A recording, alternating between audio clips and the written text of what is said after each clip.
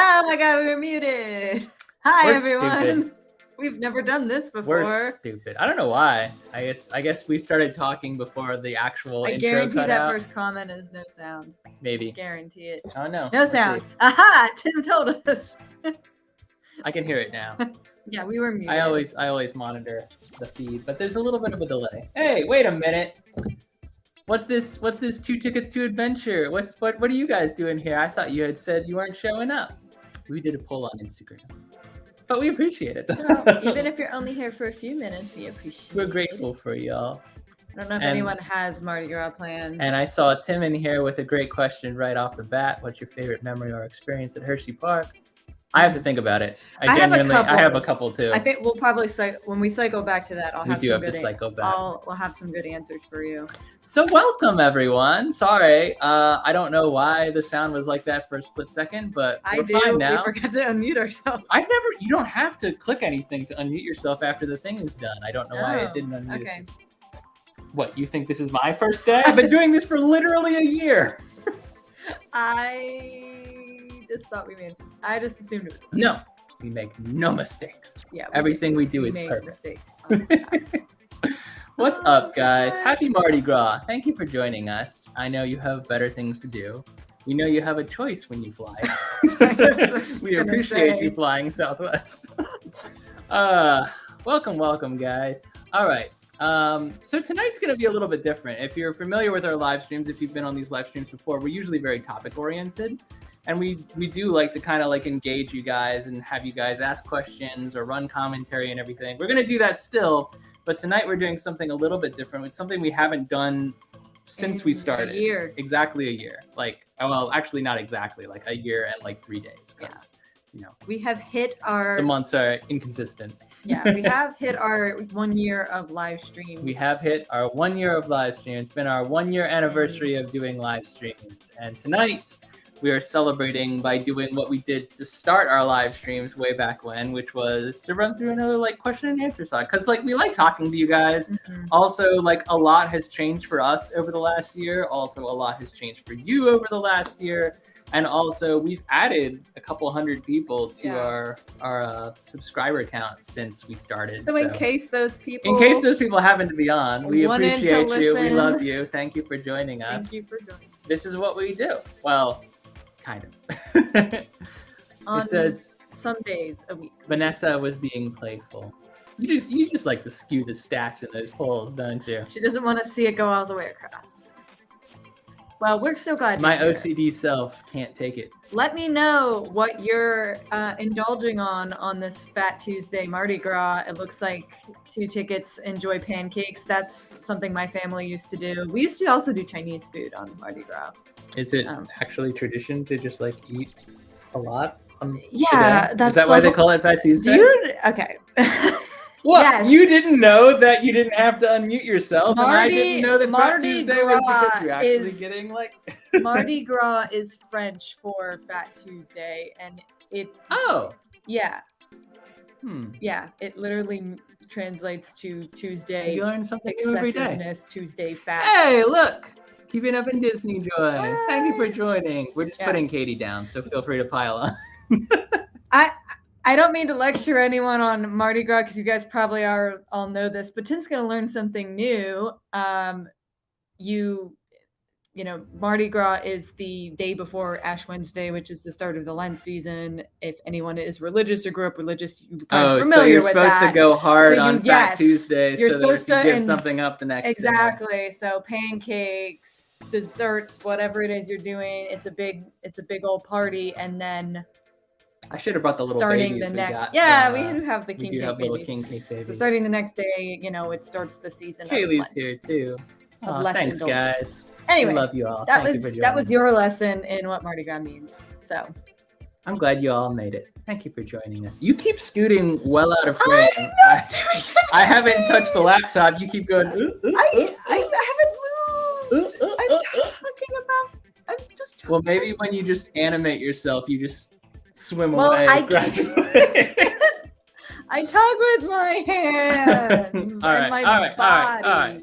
Let's get serious. We actually got a lot of questions from Instagram, so I want to be sure we get to them all. But if you missed your chance to ask us a question on Instagram, or if you're inspired by other questions you hear from social as we're going through, please feel free to drop a question or a comment in the chat. We will cycle back to them. We will cycle back to them. Also, Tim gives good advice there from Storming Thrills. Tim. Remember to smash that like button. It does help with the YouTube algorithm.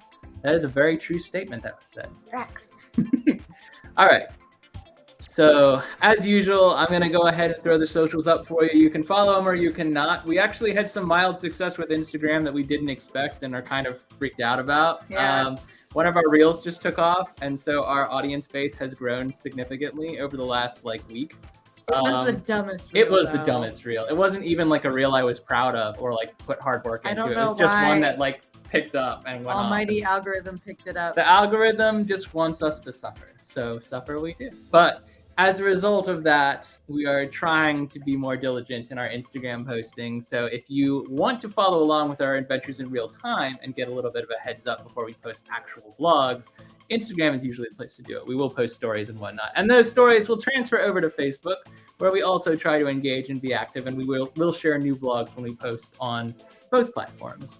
And then our website, timandkt.net, which is behind by one blog and one blog only. And I hope to resolve that. Consider that behind. I do. Since it's been behind by 12 vlogs before. I'm sorry that the dictionary definition of behind flies in the face of what you consider to be behind. But compared to where it's a website, y'all. We post stuff on it, sometimes opinion pieces, sometimes SEO stuff. But if you want to get to know us a little bit better, we always go a little bit more in depth there. So all of that stuff and more awaits you. Thank you for joining us.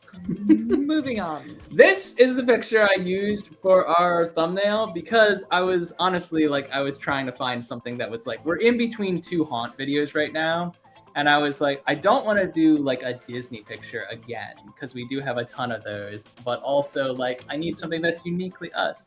As you can see, I've got a haunt hoodie on right now. I'm Katie's got her Hershey Park. Well, and your Busch Gardens Mardi Gras beads from Tampa. Yeah, I think these were Busch Gardens and or Universal. We do kind of a little bit of everything. That's kind of what our channel is about, and we'll get into that. But this picture is just kind of it's from Monster Mania when we went for one day, and basically all we did in that time was meet Dana De Lorenzo, who's there with us.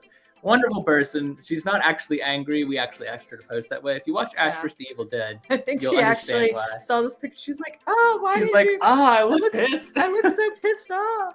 But that was the point. I don't know. It was really cute.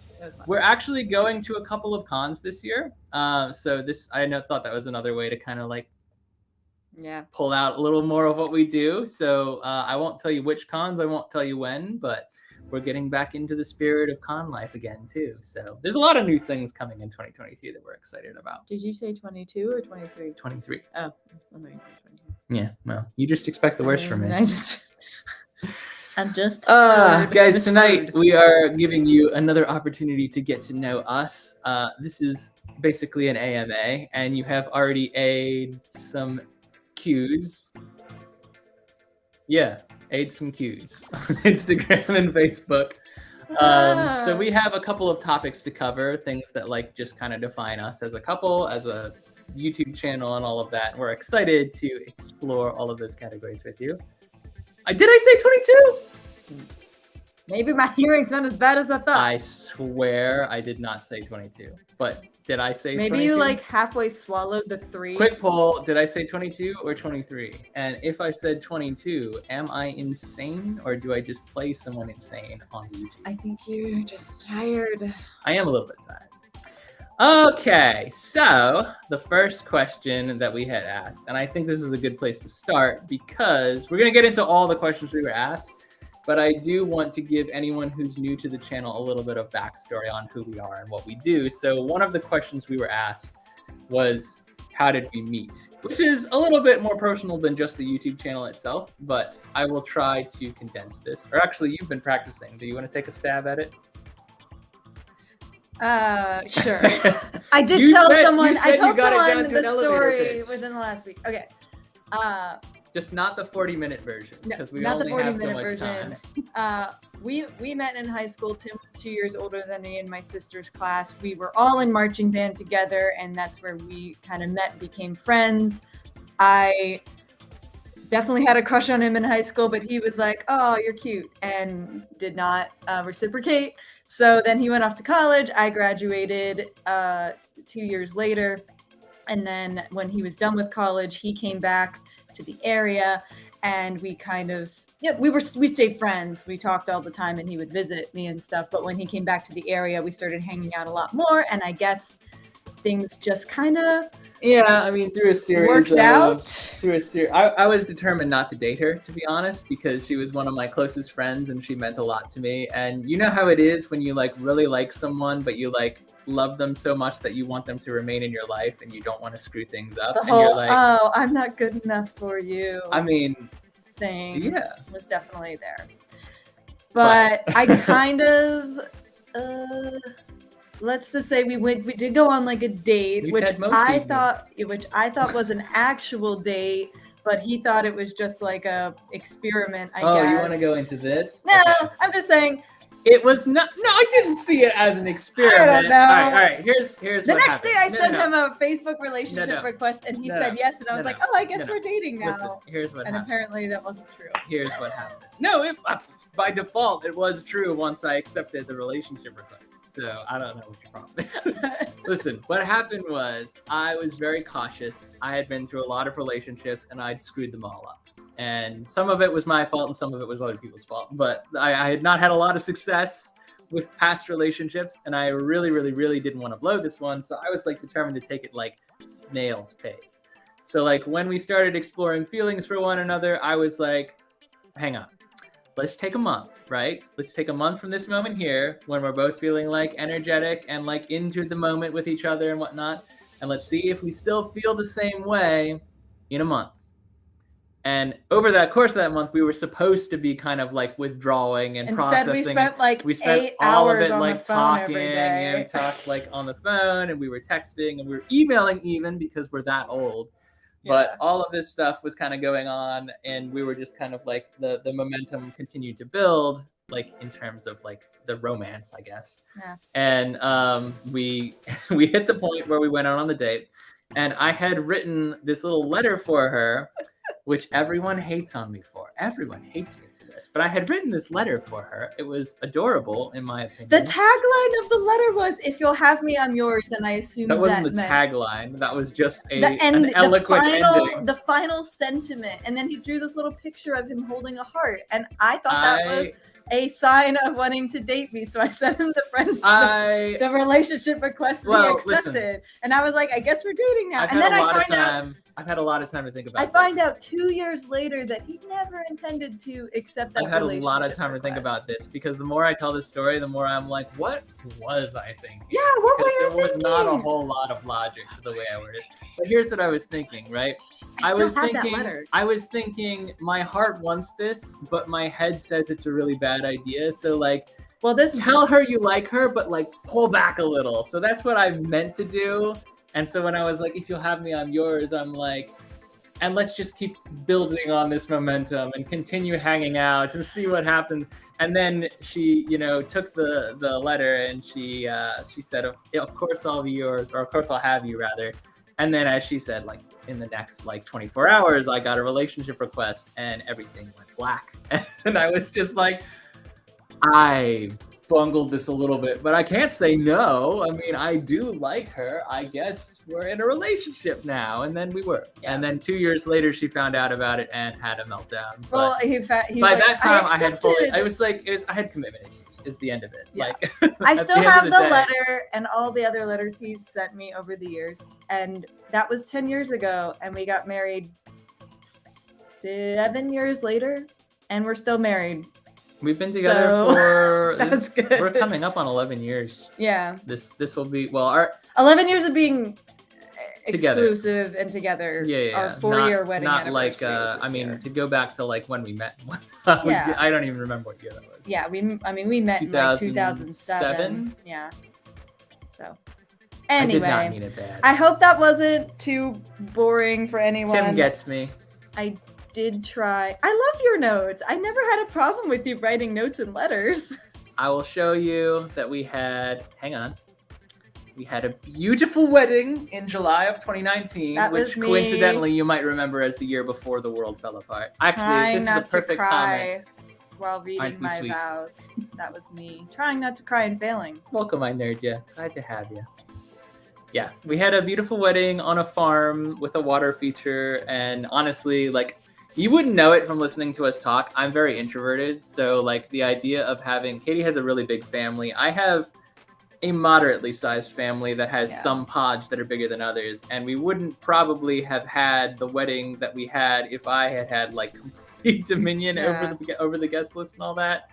But it was fun. I mean, we have a great wedding video, which if anyone is interested, we can post in the comments. The team did like a really good job.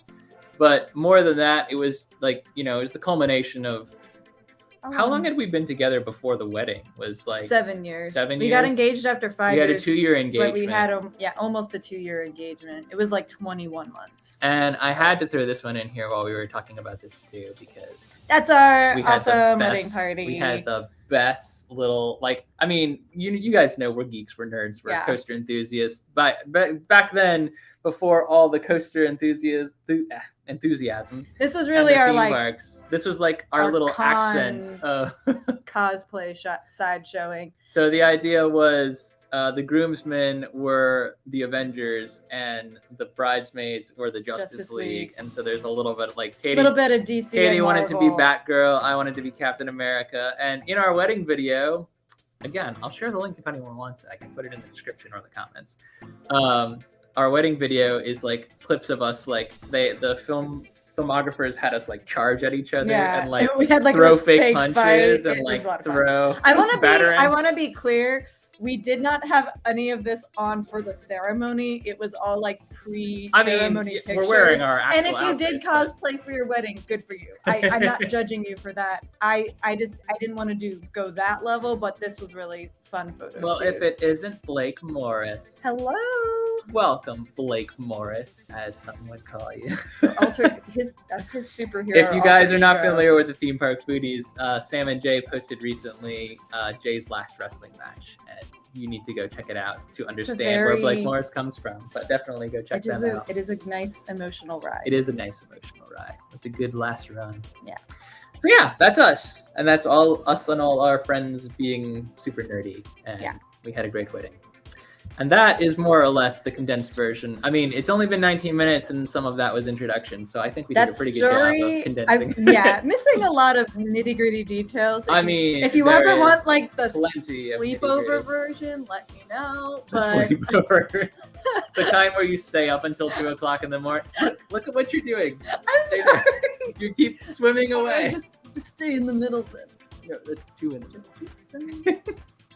All right, so let's move on into. Oh wait, hold on. Love the wedding. Amazing tea. Yeah, it is. It is tea. It's definitely tea.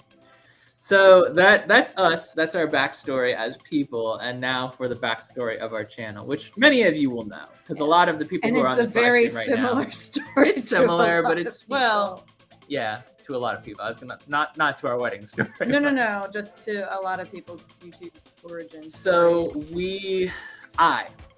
more than I think Katie a little bit, had wanted to try my hand at vlogging because we had started watching. The first vlogger we ever stumbled across was Justin Scard, who is a Random Land Adventures. He's a Disneyland vlogger. Justin and Allie, they're still great. And other things. He does a lot of other things. Yeah. On like Route 66. Yeah, it's a very eclectic mix.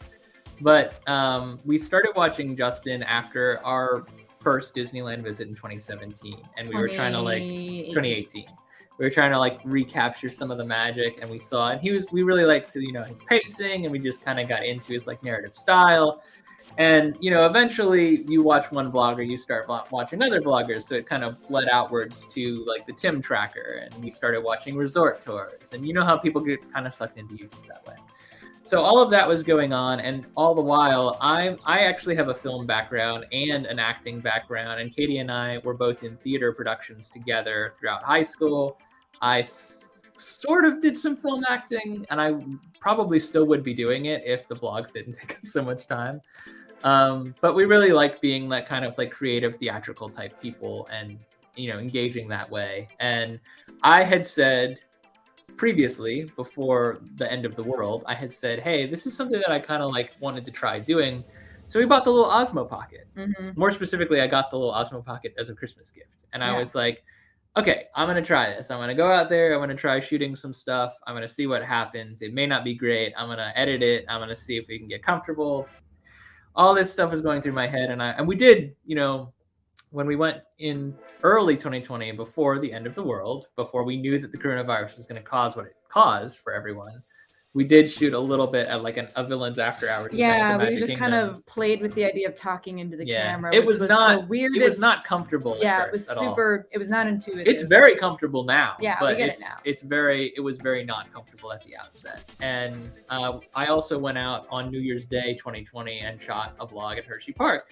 And of the two, that was the vlog that I narratively had some cohesive material to work with by the time everything shut down. So I had kind of decided in February and March, when I was looking at all that stuff, that I was like, this is garbage. I don't want to post it. I'm not going to do anything with this. But funny thing about the world being, over and you being trapped inside for a long time, you start thinking, hey, this is probably better than I think it is. I might as well put it out, because what else do I have to do? A lot of people are home watching stuff right now. Yeah, a lot of people. Sam and Jay are both in. Thank you guys for doing it. Know that feeling. It was uncomfortable initially, and we weren't sure how it was going to be received. But early in the pandemic, well, not early, but as things started to reopen, and it was mostly in the southern states where things started to reopen. So we were watching vloggers from out of state do other things, namely Jackie from Super Enthused, who we just stumbled across by chance as we were going through. SeaWorld was one of the first parks to reopen, right? So the Central Florida vloggers all flocked to SeaWorld, and Jackie was the first vlog that we saw of doing something in that area. And I will say that Jackie has gone on to be a key source of inspiration for everything we do. We really appreciate, and she's been incredibly supportive of us, and we really appreciate that. But what I took away from that first vlog that we saw of hers was people are looking for reasons to be optimistic. People are looking for reasons to have hope and enjoy things that they used to enjoy. And if we can capture some of that and help someone else through the pandemic the way that these vlogs are helping us through the pandemic, that's something that we wanted to do. So I took the and it truly was a garbage vlog, guys. If you go back to our very first vlog, it's bad. It's not good. And it's not me and Katie, it's just me. It's awful. There's no chemistry, no balance. It's just, I don't think it's that bad. I've watched. You gave me the hardest time about the intro. I cut 17 times. Okay, but so that was the first vlog, but that was my first time actually listening to Tim edit a video. And you editors out there know sometimes you're hearing the same clip over and over and over. Good morning, everyone, and Happy New Year. So I must have heard him say good morning and Happy New Year 25 times before I finally was like, can you put in headphones? I cannot listen to this anymore. So that was my first time watching him edit.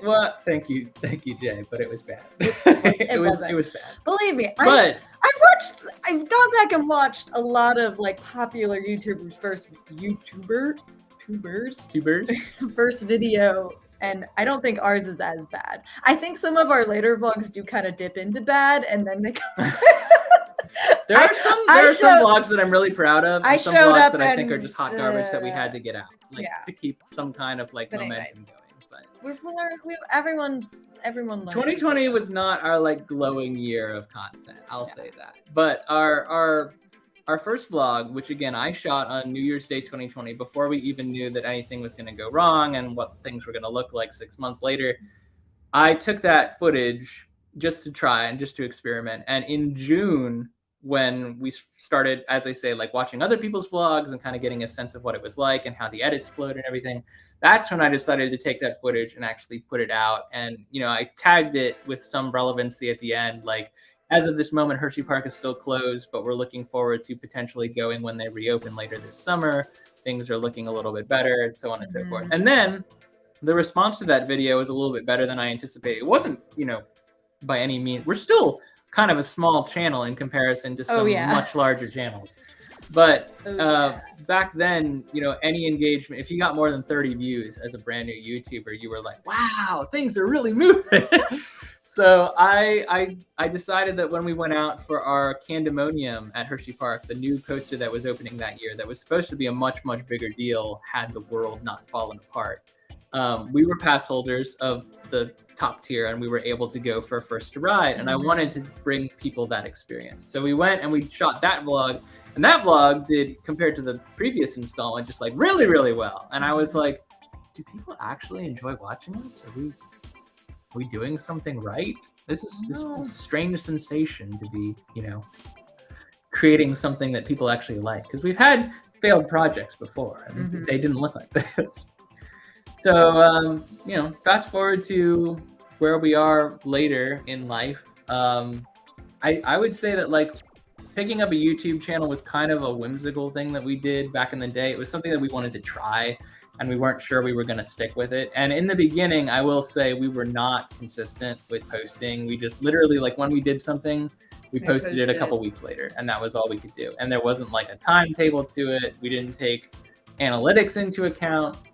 So like now, I would say, I mean, we've definitely come a long way from when we started. I think the quality of the content has improved a little bit, although some people might disagree, and that's fine. Like, if you really liked the more chaotic, Smiley long-winded, faces. we used to talk a lot longer than we do, except on live streams where we talk forever. Sometimes I miss like the bloopers being at the end of the videos. Well, the bloopers, like, some people enjoyed them, and other people were like, you could see the bounce rate just like, no one's watching them. So I was just like, at a certain point, you know, we might as well use some of YouTube's actual features to like direct people to other videos. But yeah, I mean, like, the content has grown and our style has evolved. And I would think now, like, there's a lot of like that makes our videos uniquely us.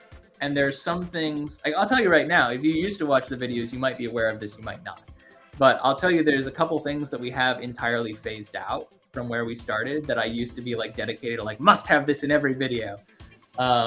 The social pop-ups that used to pop up in our videos, those are gone because it wasn't converting, and I was just like, it's a waste of time. The twirly effects from our very beginning, like the transition, like that. We used to do and then transfer it to something else, and now it's more of a whoop. And I just kind of like the pacing of that better. Like, the more you do it and the more you go back and you look at your old stuff, the more you're like, this doesn't work anymore. It did when we needed it to back in the beginning, but it doesn't now. And so we kind of evolved with the channel and with our audience too. Like, certain people were liking certain like spooky content, for example. When we went to our first spooky event, it was in 2019, actually. It was our first haunt. Markovs? We did Markovs, we did Field of Screams Maryland, and then we did... Actually, that might have been it, because we did like Dave & Buster's that third day. Yeah, but we didn't film. We didn't film any of that. Yeah, we didn't. But when we did our first theme park haunts in 2020, and we posted that got like a wild response as compared to like everything else we'd done, and we were like, this might be what we're drawn to. You never know. I mean, I definitely feel like our channel is 50-50 theme parks and haunts, more so than I don't know if we would do haunts as often if they didn't seem to do well, but we do really like them still. So I think we'd still do them even if they weren't doing super well on the channel. Yeah, But yeah. we're lucky that we really, really like them, and they seem to be our better performing videos. But we're never gonna become like, well, I'll get to that. That's a question later. I'll also say, like, there's nothing wrong with using these effects if they work for your channel. Like, a lot of people do use these effects, and honestly, like, there are some channels. Actually, I'll use Jackie as an example. Like, her vlogs are very narrative driven, and everything is just like a quick cut to her next talking point, and that's totally fine. It totally works for the kind of content that she puts out. Ours are, we have a little bit, like, we have an animated kind of persona for when we're talking and explaining things, and we try to be, like, you know, as real time and honest about everything as we can be. But there's also a little bit of, like, you gotta pump the energy up, and then when you've got that energy rolling, you don't want to just, like, leave it hanging if a clip drags on a little longer. So I tend to, like, okay, this clip is dragging, let's cut it in half right there, and I'm gonna ease the transition with a little whoop. And that's how most of our vlogs are made. I just, like, look at how it's paced out, and if I need to change them. There's not a whole lot of consistency from video to video, to be honest. Like, there's some things that have stuck, like the timestamps. We always try to give you, like, an idea of the pacing of the day so that you know how much time we've spent at these different events. We always put the date at the beginning of every video. That's never gonna go away as long as I have a say, because I like people to be able to, like, use what we put out to plan. Like, it was busy on this day, it might not be busy on that day. But that's kind of like how we came to be. It's just like we started with an absolute mess. And all we wanted to do was connect people and inspire other people and give, like, optimism back to the masses where it had been taken away. And we still try to do that. We still do try to do that. The world is, I mean, I can't make up a number, but I would say it's more on the side of back to normal than not. But there's still things, and there's still things that'll never be the same. Yeah, still things that will never be the same. But we still try to bring you our honest review, but still we're never gonna, like, say how much we hate something, probably. Yeah. I mean, maybe on these lives we might talk about some things we don't like. Again, we try to be honest, but we also try to focus on the positive. Even if the experience is subpar, we're going to try to point out more of the positive things and where maybe the event or the thing could grow, rather than, wow, don't waste your time with this. Like, that's just not how we... I mean, the idea is to push positivity. That's what we want it to be. You can go to other places if you need, like, an angry rant about something. I mean, and you're also welcome to angry rant to us on Instagram. We'll always have the listening ear. But we tend to be more positive people in terms of, like, that's not to say we're always positive behind the scenes. But I've messaged some of you before about things I have not been super. There are things that we do and don't like, and honestly, on these live streams, even we've talked about some things we do and don't like about parks we've been to. But, like, in the actual narrative content, which is always going to be the soul of what we do. I knew someone was going to bring it up. I forgot you guys were online. We did a good. I pulled a bait and switch on Encanto with the stuff that came in the live stream after, when we were talking about building our own Disney park attractions, but I'll leave it there. Anywho's, I do have 2 suggestions here from Jamie and Ari to make a full blooper video. We have one blooper video from 2020, which didn't perform badly, but didn't perform well. Yeah. Over the long haul, people started watching it, but it wasn't. I mean, the highlight reels are another thing that I really like doing that don't usually perform very well.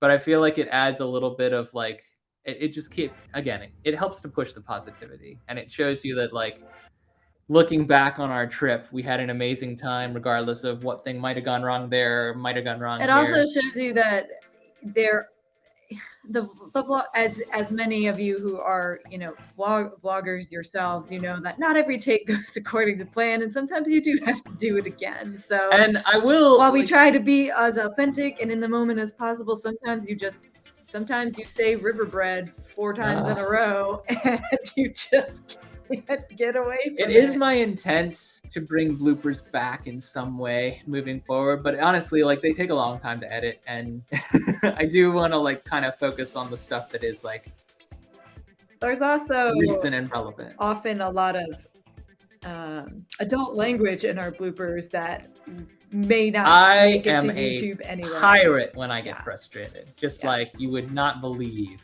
So I mean, those of you who have met me in person might believe, but me and the vlogs, you would not believe if you only had that. We tried to keep it as family friendly as possible on the channel themselves, but I will also thank you guys both for. He does a for good job. commenting. I do not take any credits for the edits. I often feel like my editing is subpar because there's other. I mean, I'm always comparing myself to other channels. And it's impossible not to do that, but.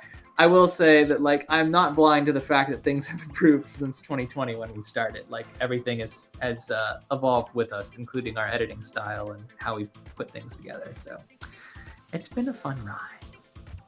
We got a lot still to cover. Yeah, we do. So we kind of bled into this a little bit.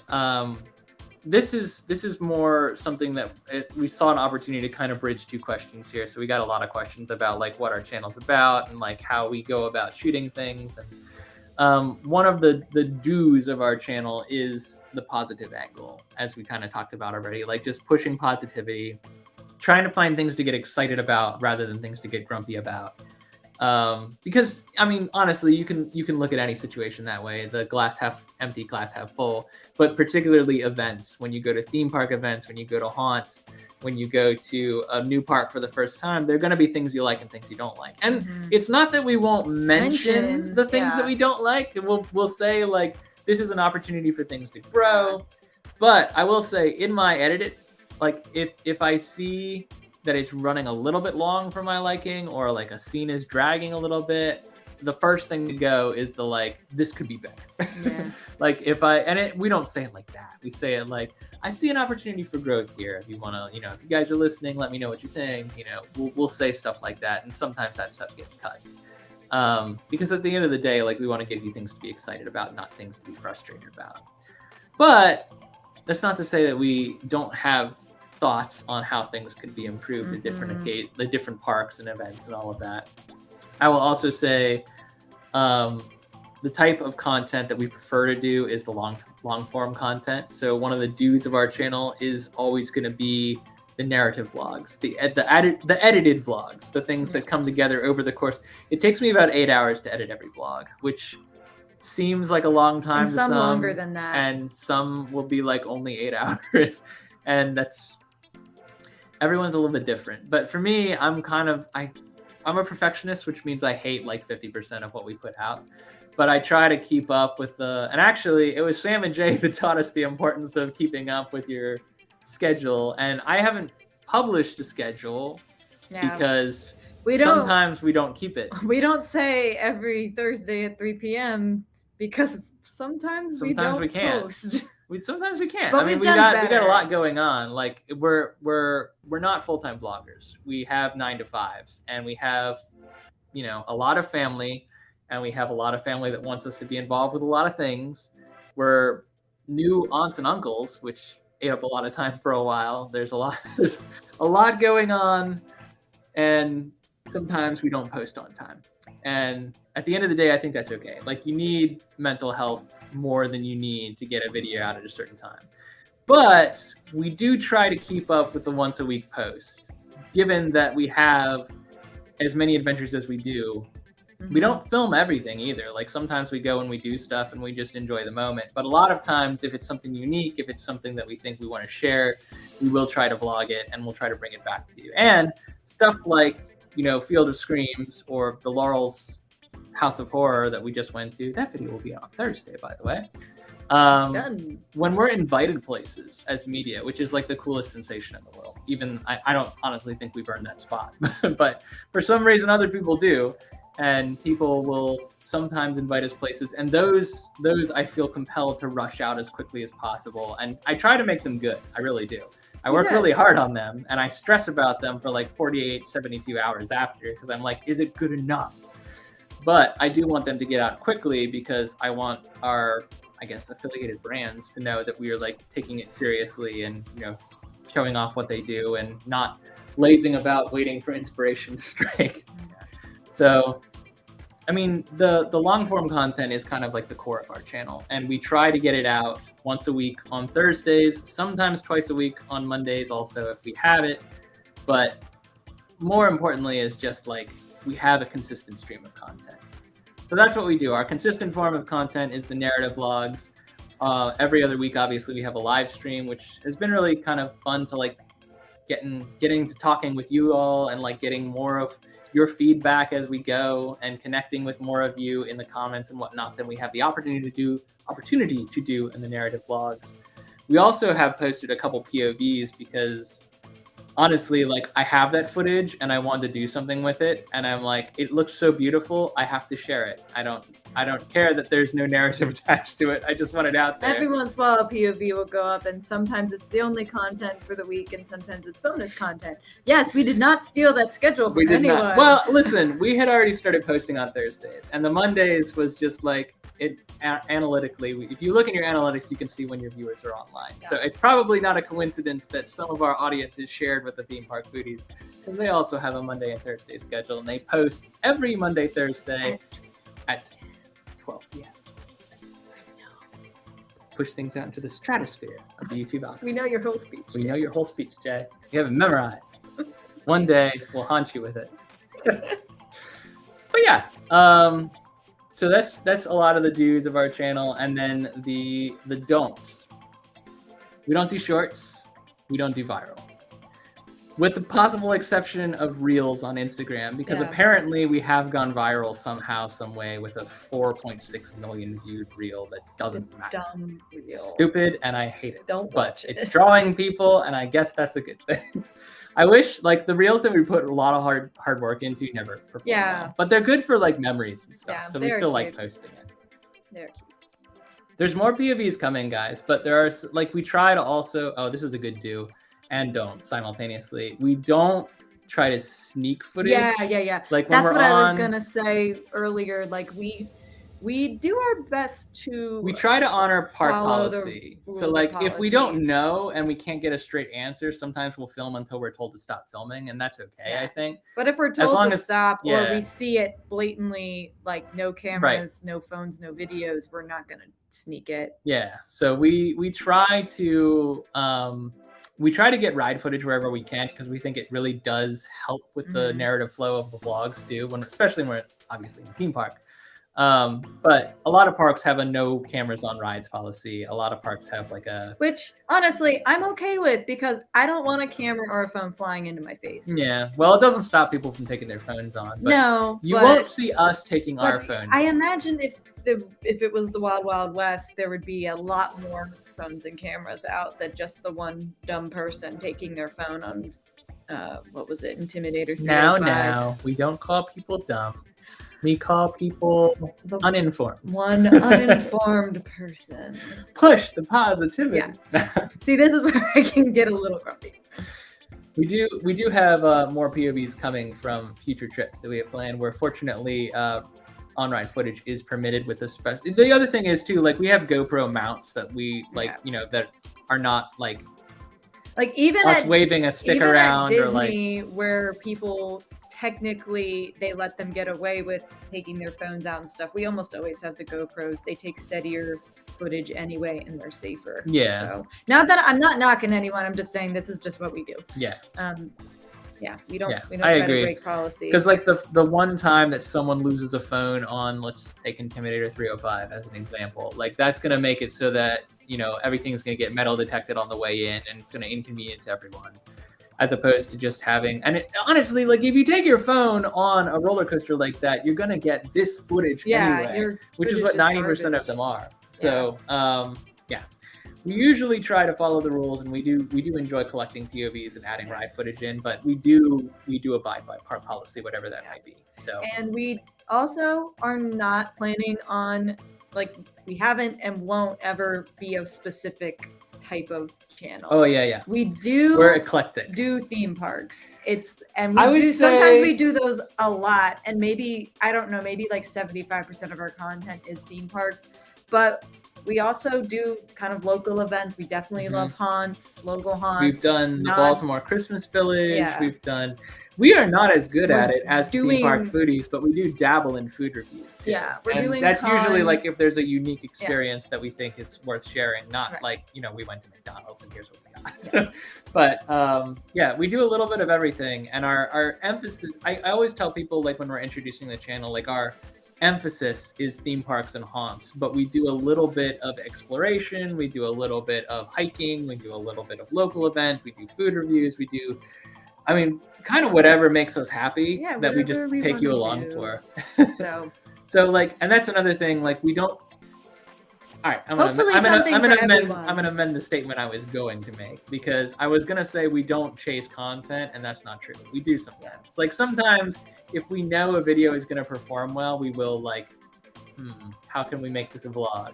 Or if we're running low on content and we know we want to post a video on Thursday to keep up the consistency, sometimes we will be like, well, what can we optimize around? Like how can we get a video out this week? Where can we go? Yeah.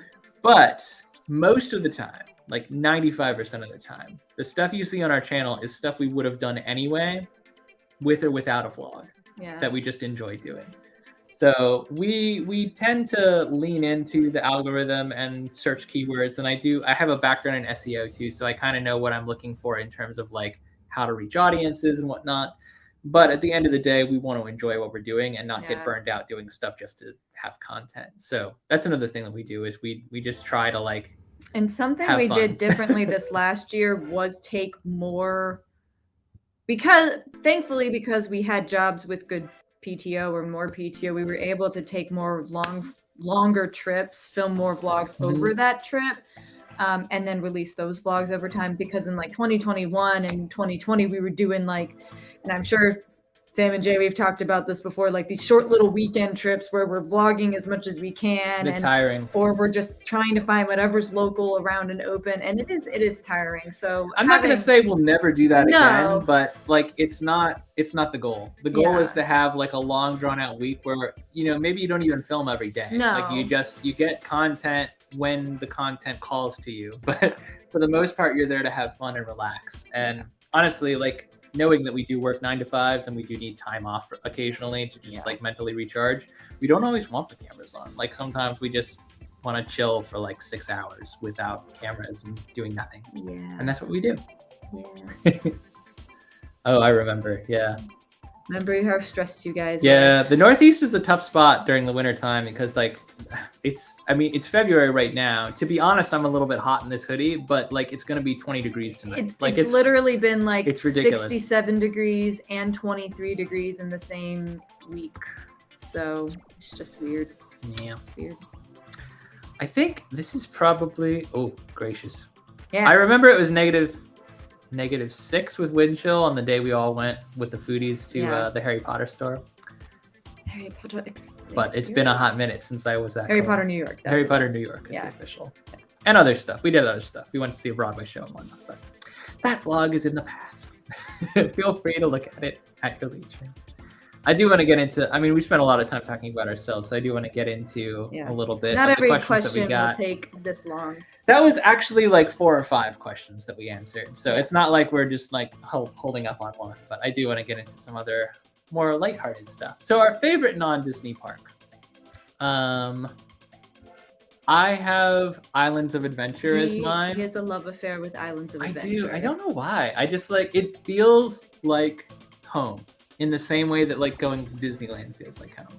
But this, I feel like, is a park that has like a little bit of thrill, a lot of theming, and like even just walking through the front gate. Like I could sit in the Islands of Adventure, like, what's it called? The market, when you walk in, and just chill there for bazaar. Like the 15 to 20 minutes just sitting there and listening to the music, and I'm like, this is the best day of my life. Like that's my feeling on, and it's kind of ironic that I picked Hulk as this picture because that's like his least favorite ride in the park. It's just really, but it's a fun ride. A lot of people like it, but yeah, it is a the Skyline and Islands of Adventure. What am I kidding? Your least favorite ride is the one you've never been on, which is Popeyes.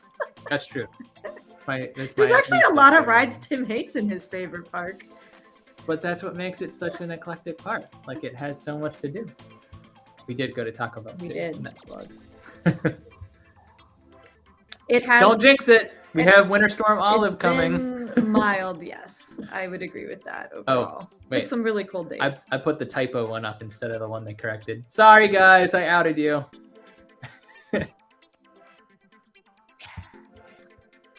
I think HP. He meant Harry Potter for that one, right? Not her, because we were talking about Harry Potter. Harry Potter, New York. You're right. HP. Yeah. H. Am I British? You're British. HDMI cables. Your favorite park?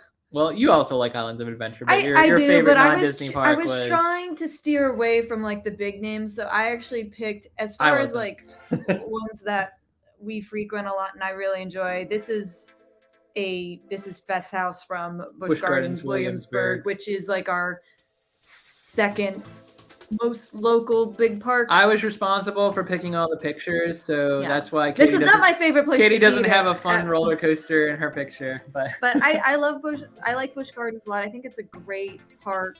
I think it's well taken care of. It's pretty. It's always so beautiful. I think it has a touch more. I think the ride quality is very similar to Hershey Park, but the theming totally outdoes what Hershey Park has. Hershey Park Chad and Vanessa say Knoebels. We do like Knoebels. That's a good one too. I would. We're trying to go back to Knoebels this year. I don't think the last time we went was with you guys. Yeah, I think that was the last time we went. We didn't go last year because we just couldn't make time for it, and we went only once in 2021 because Chad and Vanessa invited us, and we were so thankful for that because we got into the ACE event. I have to get back out there. It is a really nice. It's just a little bit further than most of the, but actually it's not further than Busch Gardens. Well, the thing is, like with Busch Gardens, we're usually staying the night. Like with Hershey, we've gotten away with. Yeah. We drive there and drive back. And then with Knoebels, it's like an extra like 45 minutes to an hour, and it's a little tough. Usually when we hit Knoebels, we're doing like Hershey one day, Knoebels the next day, and then we just make the drive home. Well, Knoebels we've done Knoebels in one day too, but it's just far enough away that like you can't really justify the expense of staying the night, but you also have to plan around like the 2.5 hour drive, which it's vexing. Yeah. And it's also, I mean, it's a very scenic drive, but like after dark when the park closes, it's also a very dark, boring drive. So tired. It's like, and you're tired. So yeah. But anyway, I think that's an excellent choice for your park. I love Busch Gardens. I think it's got great events, really good entertainment with their shows and performers. Some of my favorite coasters. Jay says Dollywood is his favorite. Yeah, Dollywood was a contender, but since I did think about Dollywood, but I don't know. My heart went back to Busch Gardens since we've been there just so many times. It does feel like more of a home park to us, even though it's not close at all. Yeah. But it just feels we go there. This answer could change very well in the next time we ever do a Q&A. But for now, I'm gonna shout out Busch Gardens Williamsburg. I think that's fair. McFoley's. What started your love for theme parks? I don't think she would mind us saying this question came from Crystal of the Crystal Palace, and we've talked about this I think in the previous live. Yeah. But it was ultimately like we went to Disneyland in 2018, and together. Yes, we've been to other theme parks. We'd also been to other theme parks before that. Like we went to Six Flags Great Adventure in 2013, and it was a fun day. And actually, that was the day I kind of like got really into roller coasters. I think because that was the day we rode El Toro and King Ka, and like I could never even have pondered doing rides of that intensity prior to that trip. But when we went to Disneyland, it wasn't just about the thrill.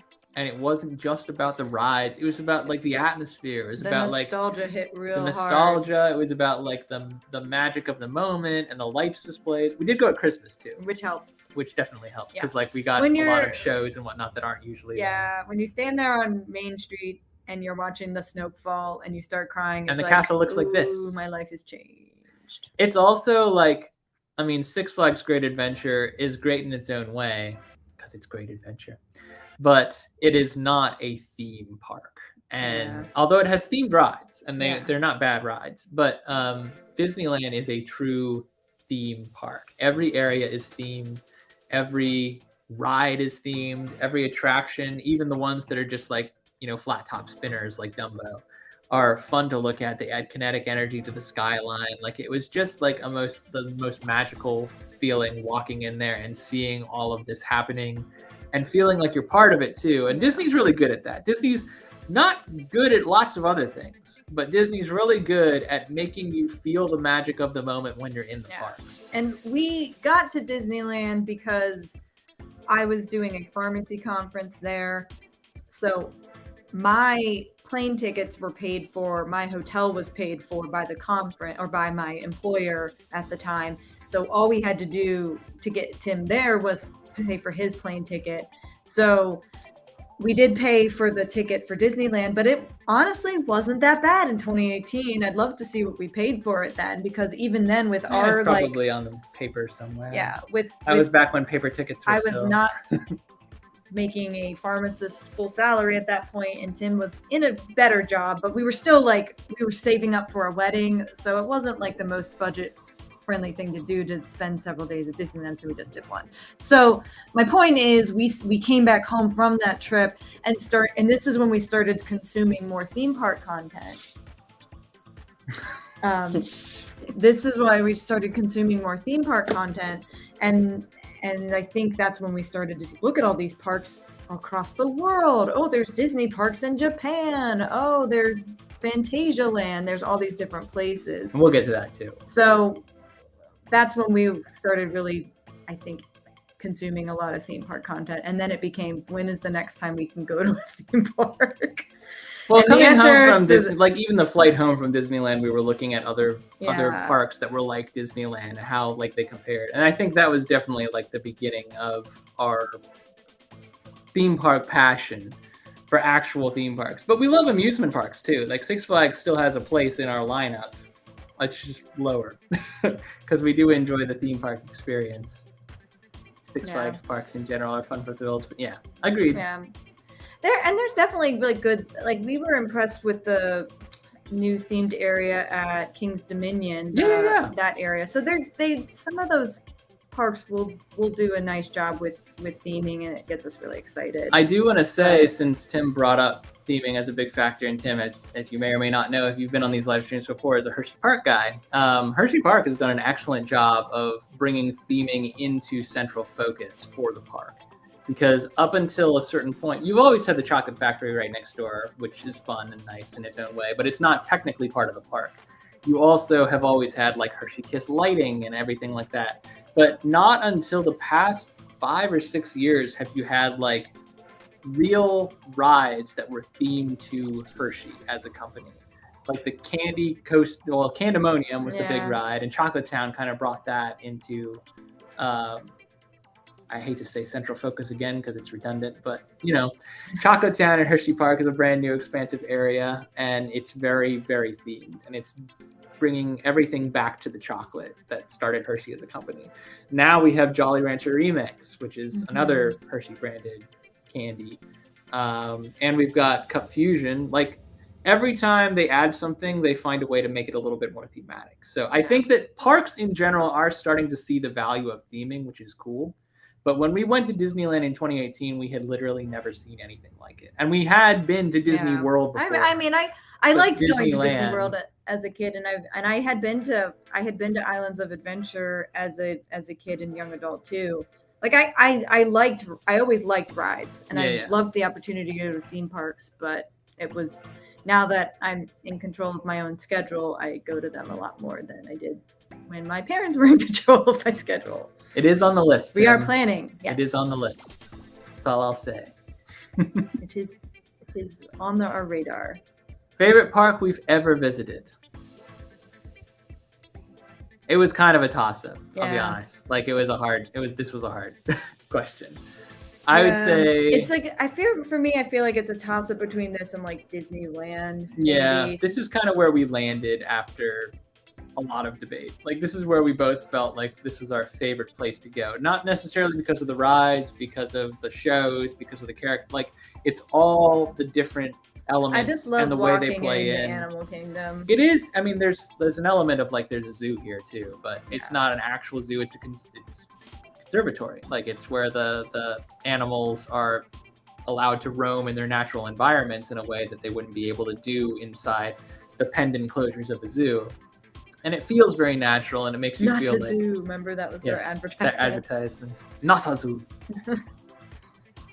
So we love Animal Kingdom. I did see that. Yeah, at Hershey Park. Yeah, Disneyland was in the running, and we were bouncing back and forth between Disneyland and Animal Kingdom. It genuinely, like, we had to ask ourselves, like, together, mutually, if one of these parks had to be the one that we saved and all other parks were burned to the ground, which park couldn't we live without? Yeah. And I think, like, Disneyland is, like, way high up on our list, and we love going to Disneyland. It's probably like top 5 parks we've ever been to, and we much prefer it to the Magic Kingdom for sure. Yeah. But Animal Kingdom is where our hearts come out. Yeah. I love Aminals. Favorite park we've never visited. Sorry. That's how you have to make selections sometimes. I'm not the one setting the fire. I'm just saying, like, if I could only save one. If I knew that I had time to save only one park, where would I go? Florida's closer anyway. Take me a long time to get to Disneyland. Might be too late. Yeah. All right. I think we both agree that Fantasyland is at the absolute top of our never have been list. If this park doesn't blow my mind, I'm gonna be surprised. I mean, there's no way it's not gonna blow our minds. It's if you're unfamiliar with Fantasyland, and we've talked about it on this show before, I think most of our fellow theme park friends are familiar with it too. Yeah. Fantasyland is like Germany's Disneyland. Yeah.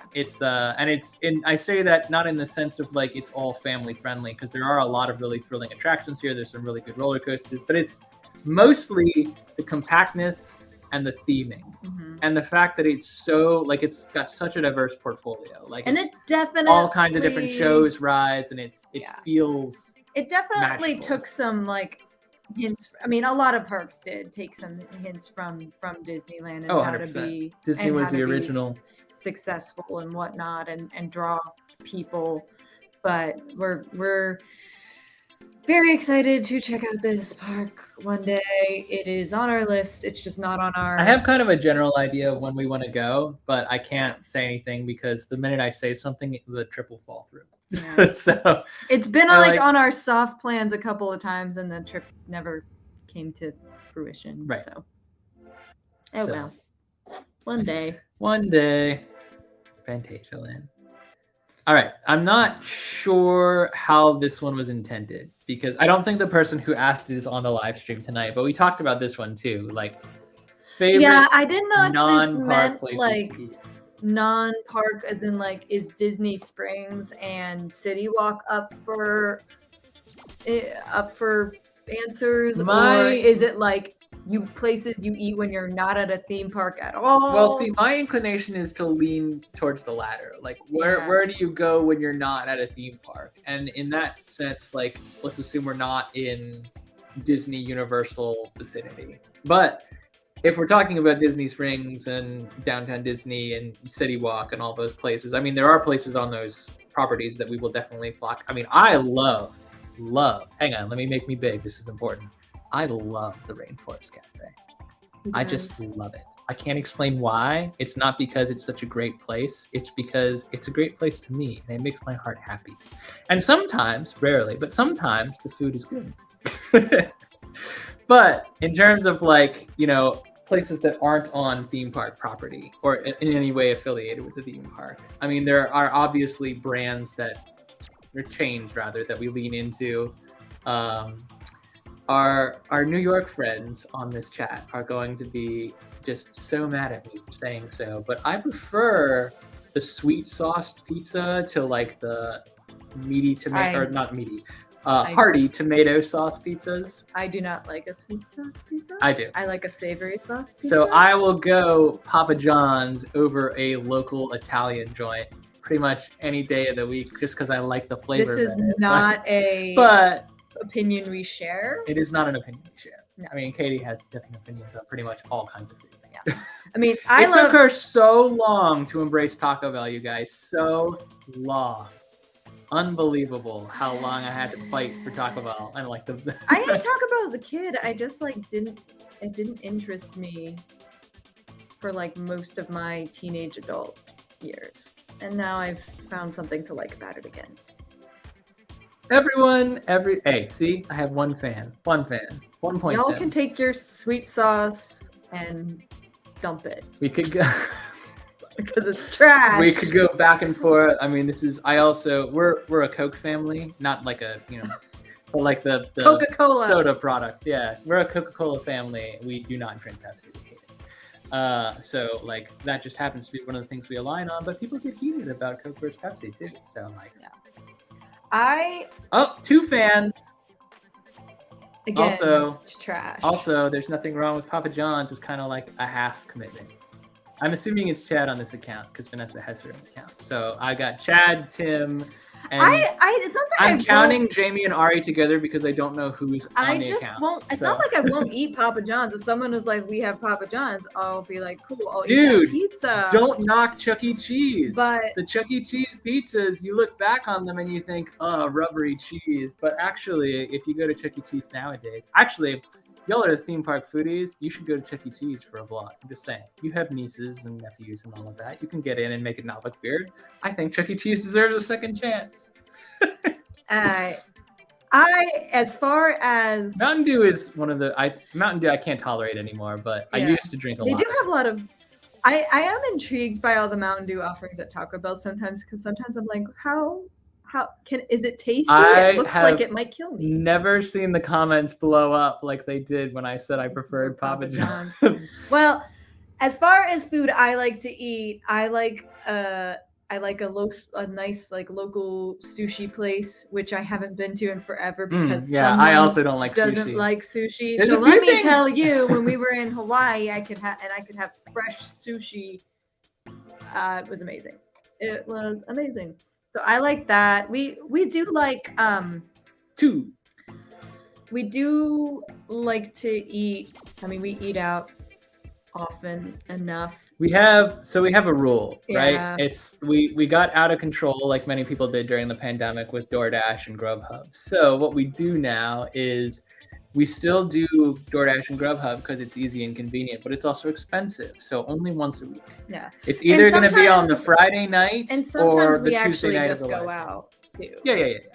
Yeah. Sometimes we do go out. But there are actually a couple local places near us that we really like physically going to because like the people are really nice and the environment's really welcoming, and you get whatever you're getting fresh instead of having to wait for it to be delivered. But we like we have a local Irish place that we really like. Guys, put that vlog out. What? Put a legacy vlog out. Do a time machine vlog. I need to see that. I need to see that immediately. Anyway. Oh, Buffalo Wild Wings. I haven't been to in so long, but I love spicy food. Yeah. Not all spicy food, but like most spicy food, I really, really love. And I like, you pay for it later in many different ways, but you enjoy it in the moment. Yeah. We do like our local Indian place is pretty good.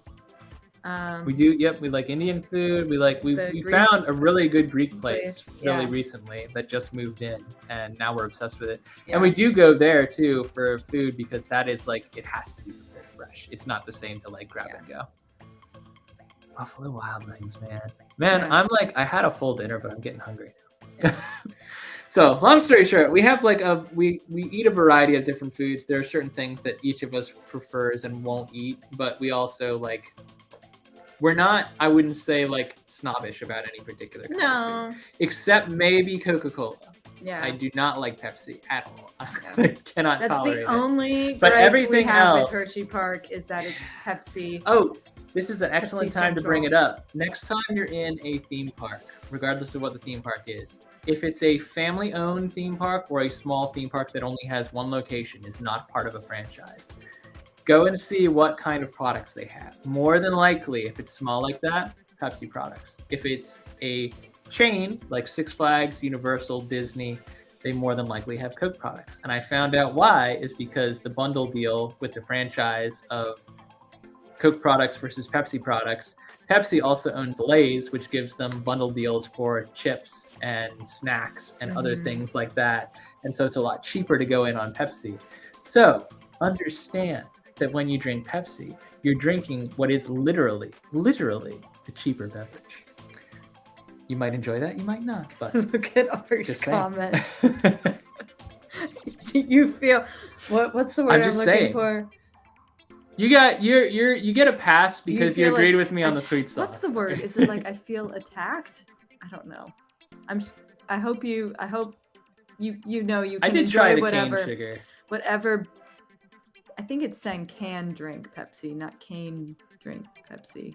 I have not heard of grottos or dough rollers. I think I have heard of dough rollers. Delaware Pizza Company. Well, we're going to Delaware soon. We should try and see if we can get some of that. Although I'm not sure that everyone else in the party will enjoy it. Okay. See, can. He just made a typo. It wasn't about the cane sugar. Oh. I can drink Pepsi. Well, Pepsi and Coke both did cane sugar runs, and they were okay.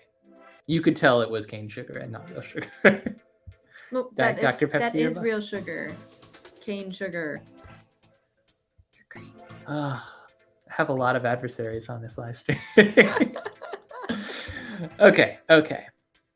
This one, I think since she's here, I can go ahead and throw her under the bus. This was a Vanessa question. And it's a very unique question. So, favorite or weird food combinations? We decided on doing favorite first, and then we'll do weird after. And some of you may or may not think the combinations are weird. I don't know.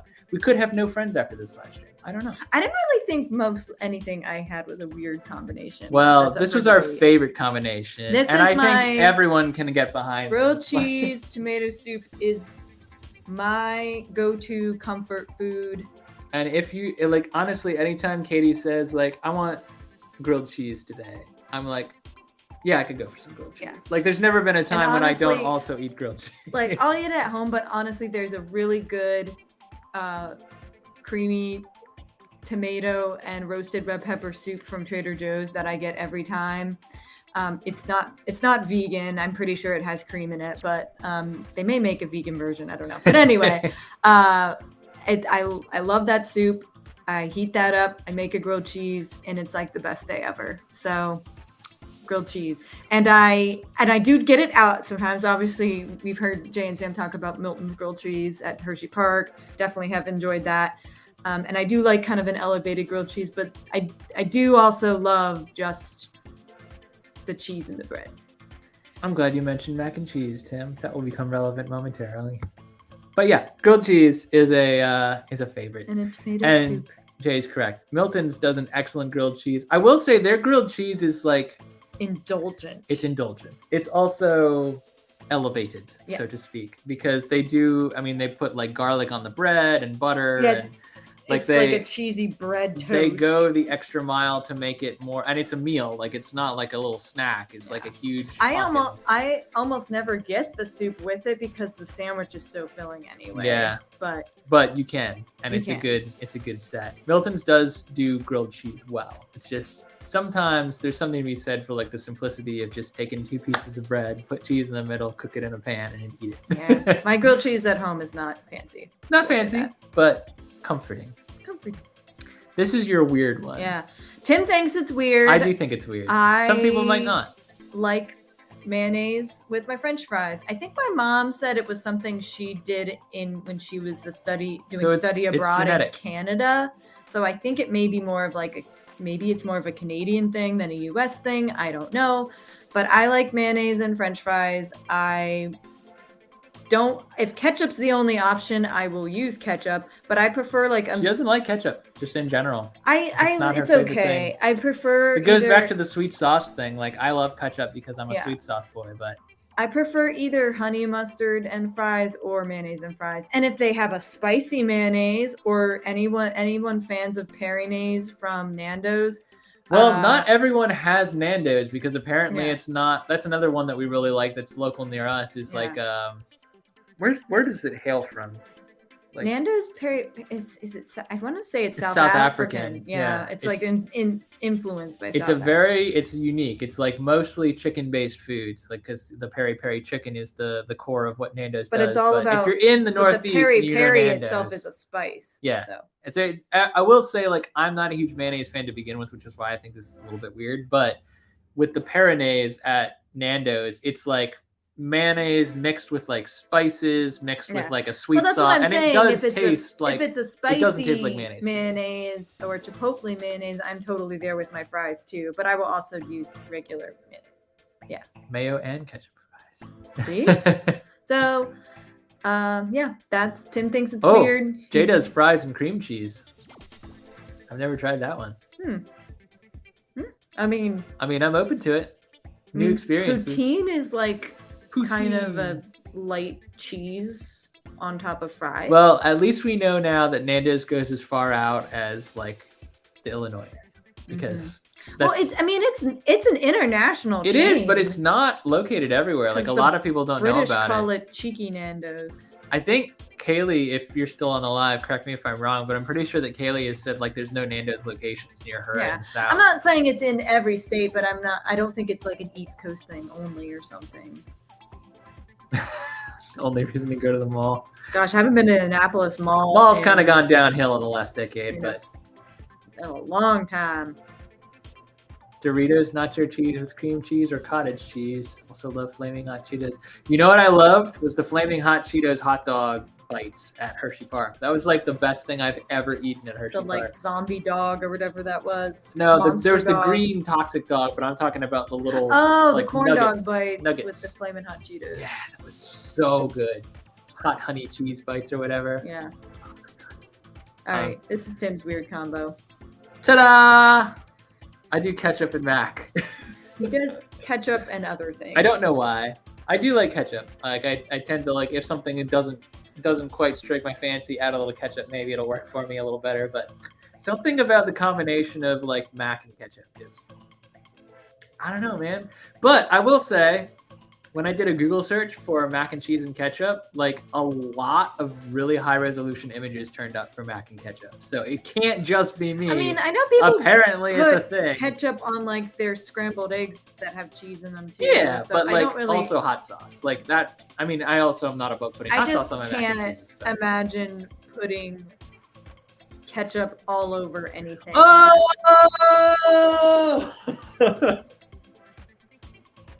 Yes! Ketchup and hamburger helper! I do it all the time! No, we don't put it in because I also eat that hamburger helper. Well, I put it on and then I mix it in. And then I mix it in.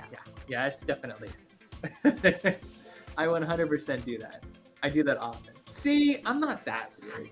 It's just gross to me. But I'm not it's that just, weird. I don't want to smell that much ketchup on my food. I will say, to that point, hot ketchup hits a little different than cold ketchup. And I don't think I prefer the way a hot ketchup hits. So like what I'll do is I'll usually top something off with ketchup to kind of cool it down, and then I'll eat it quickly before the ketchup starts getting too hot. But yeah, it is definitely, I mean, I recognize it as a weird combination, but. I will say I have had things like a mango ketchup or a sriracha ketchup before that were like amazing. So I'm not like totally adverse to eating ketchup. I just have other dips that I prefer for my fries and stuff. And my eggs get hot sauce. Oh, we 1000% still do like the hot dogs cut up in the Kraft mac and cheese. Yeah, we eat There's like something to be said children for that. sometimes. Dude, comfort food can be whatever you need it to be, in my opinion.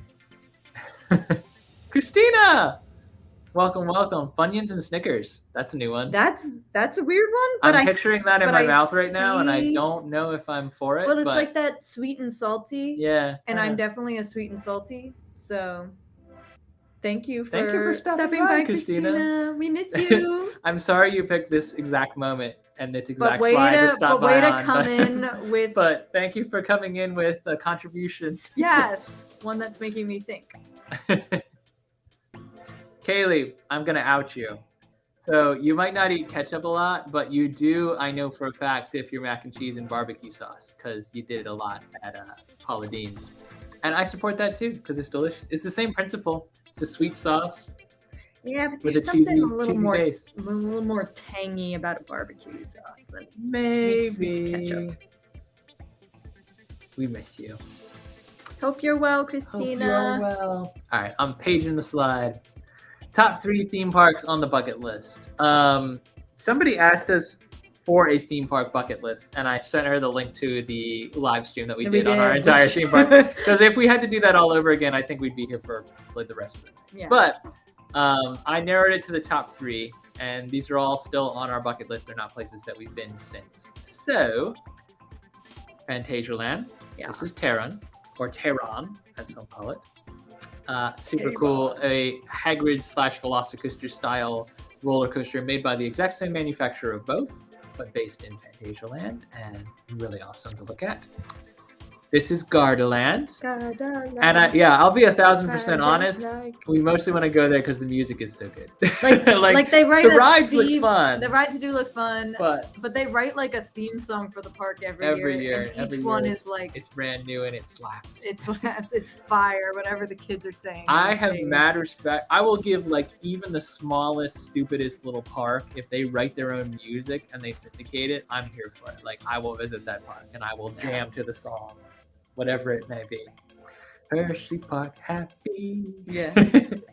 So Gardaland is on the list in Italy. And Europa, which I know is on a lot of people's list. Also in Germany. Well, we didn't mention that Fantasialand. Fantasialand's in Germany. Fantasialand's in Germany, Gardaland's in Italy, and Europa But in if Germany. you did see that live, or you'll go back and watch it, you'll see we have bucket lists across the U.S. and across the world. Yep, And the Disney parks are all on there. They're all on there. They are, but I will say some of them are lower priority than other parks that we want to go to in other countries. Mm-hmm. The food chat continues. Oh, sorry, I did that out of order. Weirdest combo is nacho cheese with M&Ms, and then barbecue. I'm seeing nacho cheese being used a lot. I have, like, from these comments, I'm going to have a whole list of interesting things to try, and I will try them all. Maybe I'll make a reel. They never perform well anyway. They're just for fun. That'll be except for that one stupid reel. That one reel. Favorite type of roller coaster? We have 2 answers for this, and I think we agree on them. People. Oh, they're different? Well, we're 2 different people, and we have 2 answers, right? But I thought we agreed on what the 2 answers were. Oh, I thought you picked your favorite type and my favorite type. No, because I don't know what your favorite type is. Well, it's there. We looked at it last time. Okay. So I don't know whose is first because I picked both of these as me. Dive coasters. I love dive coasters. For me and the type of guy that I am and the coaster enthusiast that I am, my favorite elements of a roller coaster are the first drop and the speed. And so dive coaster is like the full package for me. We've only been on 2 officially, but one that we've been on a lot more often is the one that's pictured, which is Griffin at Busch Gardens Williamsburg. Easily my favorite coaster in the park, although it had some tough competition where it didn't used to. And then we've also done Valvrin, which is a little bit shorter, but the same general. No, it's not Valvrin. It was Shikra. You're right. Valvrin's at Cedar Point. We've not been there. Shikra at Busch Gardens Tampa, Florida, Central Florida. Also a dive coaster, but a little bit shorter. Same general track and actually a little bit more theming than Griffin has. So I like it as it is, but definitely another one that I enjoy. So there's only so many dive coasters around the world. And I will say, Tim and I, we've talked about this. Hershey Park desperately needs one. And I think that's where they should plant their trowel next to dig another dive coaster. Or Nate says Dorney Park's got one coming. I support that. Make our way back to Dorney. And we're planning to go back to Dorney Yeah, we were anyway. planning to go back. I will say, like, as far as Dorney's lineup goes, like, I don't dislike any of their rides, but I will say, you take out literally anything you want and replace it with the dive coaster, I'm happy. Like, I don't care enough about any one attraction in that park that I wouldn't want a dive coaster to replace it. Or you can just add a dive coaster and have it weave through the park, and that's perfectly fine too. Dorney's kind of built on a hill, so it would go perfectly. Oh, Mandy joined. I missed you, Mandy. I'm sorry. Mandy. Thank you for joining. No We're glad to have you. Anyone can jump in at any time. You can jump in and out at your leisure. Okay, so dive coaster, and then RMCs, hybrids.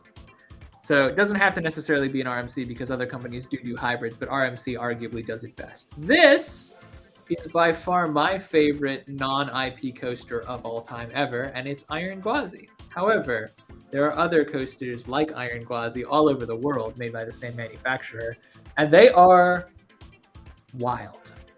They are just like whippy, intense rides, but they're not so intense that they're uncomfortable, in my And they're opinion. usually, in our experience, very smooth too, which I love a smooth ride. I really do. If it's intense and smooth, you got me. I'm yours. Yeah. I hate a bumpy ride. I don't want a headbanger or a neck twister or whatever it is. Well, I'll also say, like, we're not big back row people, which I know is like a blasphemy in the coaster enthusiast community, but I will say we're huge front row except people. on Big Thunder Mountain. It's true. Big Thunder Mountain is a wild ride in our the back row. coaster. After you've let it warm up over the course of the day, at Disneyland and Disney World both, it doesn't actually, even Disneyland Paris, I think, is the optimum ride experience. But we have heard that it's true of Disneyland Paris too, that back row, once it's warmed up over the course of the day, if you go for a night ride on Big Thunder and you can get the back row, that is quite a ride. And I can attest to it, at least in Disneyland. Yeah. It was a fantastic ride. For the most part, most rides, we do prefer the smoothness. The front row. I kind of like seeing where I'm going to. Christina wants to take the whip. I'll tell you what I don't like, and this is consistent across all types of coasters, all manufacturers. I hate, hang on, big screen, hate vertical lifts. Oh yeah, hate he them. Doesn't like those. Fahrenheit, Rip Ride Rocket, which has other issues that desperately needs a retrack. I cannot stand Rip Ride Rocket in its current iteration. Never again until they retrack it. But vertical lifts across the board, even at Knoebels, Impulse. Impulse, yeah. I have mixed feelings on Impulse because it's a fun ride, but that vertical lift just kills me every time. And even Dollywood. Dollywood kind of mends fences what was the coal mine ride? The Mystery Mine. Mystery Mine, yeah. It mends fences with you over the vertical lift because it does offer you an incredible themed lift. And I think that almost makes it worth it. And I would do Mystery Mine again. I like Mystery Mine a lot. But vertical lifts in general just kill me. I hate them. It takes so much fun out of the experience for me that I almost don't enjoy the rest of the ride. I don't love them, but it doesn't take it as much out for me. So yeah, don't love it. Yeah. If they're gonna do it, I'd rather them just do a propulsion so that it goes up faster. Oh God, no, that would hurt so much to go vertical lift propulsion. There's one roller coaster we know of, and it's in a Chinese mall somewhere that is it's literally a launch up a vertical lift hill, and it looks so painful to me. I'm scared to try it. I don't really think it's that. I don't think it goes fast enough for it to be painful. I'd rather it just be over with sooner because I don't like the. I would rather you just take a little longer to get me a little higher going on an incline, but not on just vertical. It just hurts. Or I really like the elevator on Cobra's Curse. That was cool. That's fine. You want to do that to get me up quickly and with a minimum amount of space, do that. That's fine. Well, I don't know if elevators save space on They take up the same amount of space as a vertical lift. I'm not an engineer. I wouldn't know. It's a cool element. Favorite resort. This has changed. We answered this one in our first live stream a year ago, but it's changed since then. It was Riviera then. No. It was Crystal Springs. It was Crystal Springs. Oh yeah. And Crystal Springs is still in our top 5. But once you stay at Aulani, you can't think about anything but Aulani. It's hard. It's hard. It's the most expensive resort I think we've ever stayed at. And Crystal Springs was not cheap, but the Aulani resort is wildly expensive. And it's still I hesitate to say because I don't want Disney to get the wrong idea, but it's almost worth the money. We stayed there on DVC points, but even this is not an all-inclusive resort. Your food is not free. Understand you don't get anything like a spa credit or anything like that. So everything we did, we paid for, and it was a lot of money. But understand that we paid for food and merch, and that was it. We didn't pay for our room because, as Katie said, we stayed on DVC points. We paid for spa services. And yeah. But things. I'm just talking about the general tourist experience. We did price it out, and rack rates, the room we stayed in for the time we stayed in it, $8,000. I can't justify that expense. I can't justify rack rates for that resort. But the experience is so incredible. and like the weather was bad for 2 days on a random fluke, but it's usually fantastic weather for the entirety of whatever stay you're taking on. It's there's nothing like it. And I honestly, I'm not the biggest water park fan. The water park that is embodied in the Alani Resort is so wonderful and magical and cool. And you just, it's so well themed. It's like a mix of Animal Kingdom and Adventureland at one of the primary Disney parks. Yeah. It's so fun. Yeah. And the staff there are awesome. Their cast members, the character interactions we had were better than almost any character. Not that characters at Disney World and Disneyland aren't wonderful in themselves, but because I guess we have never been on a Disney cruise, but I imagine maybe it's similar. Like they're there and their only job is to greet you, and there's thousands less people at the resort than at the park. And the fact that they, Goofy remembered us from breakfast 3 days later, it was just like, what? That's weird. So anyway, we loved Alani. We have put a temporary pause on our Alani vlogs because we do have stuff to get out last week and this week with the off-season haunts. But we have 2 more vlogs coming from Alani that I think I take it back. We have 1 vlog coming from Alani that I think everyone's going to enjoy. I have 1 vlog from Alani that we just did and I wanted to have. Oh, yeah. But I'm not really proud of it. But we have 2 more vlogs coming to wrap up the Alani series. We did a whole live stream on Alani and the Hawaii trip report too. So if you're interested, definitely go back and check that stuff out if you want more information. We won't spend too much time on Alani tonight because we've talked it to death. We talked about it and you've heard about it. What is your favorite kind of haunt? So this one, I don't know if the haunter who asked it is still on the live stream right now, even if they showed up. But I had a little bit of a question mark in interpreting this one because I was like, how do you mean? And what we kind of landed on was that there's theme park haunts, and then there's established haunts, and then there's pop-up haunts. So maybe the type of haunts is indicative of how the haunt's set up. Yeah, that's how we interpreted it. So that's how we kind of interpreted it. Our answer, as you might have guessed, Field of Screams in Pennsylvania. I know we cover this a lot, and it's because we really enjoy it. A lot of these vlogs will have a lot of consistent experiences over the same haunted houses, but every time we go, something is different. Mm-hmm. Something about the houses has been improved upon. And the reason being because Field of Screams is an established location. It's a property that they own during the normal season and the off season that they don't have to break anything down for. And if they change anything between seasons, it's because they're building on what's already there. So I would say Field of Screams is a great test sample for me. It's probably the kind of haunt I prefer the most, is where it can just keep building on itself and improving every year. But also, I will say Field of Screams is a contact haunt where they do touch you. You do have to sign waivers when you go. So it's not definitely for the faint of heart, but it's also not so overwhelming and intense that I would characterize it as an extreme haunt. It has 1 weekend where it does extreme haunt stuff. And we're actually going to be going to that night this year. Yeah, we're trying to go this year. Oh, we're not just trying to. We've actually gotten permission to film, and we're being hosted at that hop this year. So we're excited to see it. That's gonna have a content warning on it for sure. But I think overall, Field of Screams is, and haunts like it. There are other haunts that are like it. So I guess we call them local and I guess we say local haunts or family-owned haunts that are permanent fixtures for the most part, that some of them do offer off-season events and stuff like that. We probably, I think in the end, we tend to enjoy those slightly more than the things, like your HHN, your I think Dark Nights at Hershey, what's another, Hollow Scream.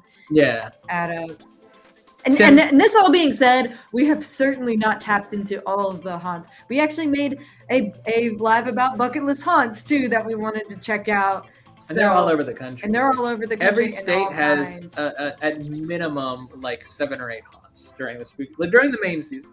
But I do love too that these types of places that are established can do off-season events. haunts. Like Valentine's Day is a slow season for a lot of haunts, but here near us, it's one of the few blessings of living in the Northeast that we can reach these places. Sir Henry's down in Florida, which is one of the ones we want to go to. They have a lot of off-season events too, and I think they do like a Bloody Valentine's or something like that as well. And if anyone on this live or in the future looking back upon this live receives a media invite to Sir Henry's and wants to take guests, we would gladly go. Thank you. I think this, Tim, correct me if I'm wrong, this is a question. So other than HHN favorite theme park haunts, and if so, I imagine he wants the answer to be Dark Nights at Hershey Park, it did a great first haunt last year. And we really, really enjoyed it. And the houses were actually much better themed and much higher production value. I know what your answer is. I know what my answer is too. Is it the same? It's probably not the same as your answer. Well, you're going to say Hello Scream SeaWorld. I sure am, Skippy. Hello Scream at SeaWorld is It's awesome for a variety of different reasons, but mostly because it does steer into the SeaWorld theming. Like, SeaWorld is not just like any theme park, it's a sea-based. Like, all the attractions have like shark names and fish names, and the haunt itself is like a tribute to the sirens of the sea. And I really, really love the shows they do there. I love the weaving everything into a narrative story. It's not just like a mishmash of things, although the houses, you could make a case. I would probably agree with the Hello Scream at SeaWorld. And the other thing that I like about it is that it is a hard ticketed event. So it does feel exclusive. Something about Busch Gardens in Williamsburg, theirs Hello is Scream not is included. It's included with your park admission, so it's a lot busier.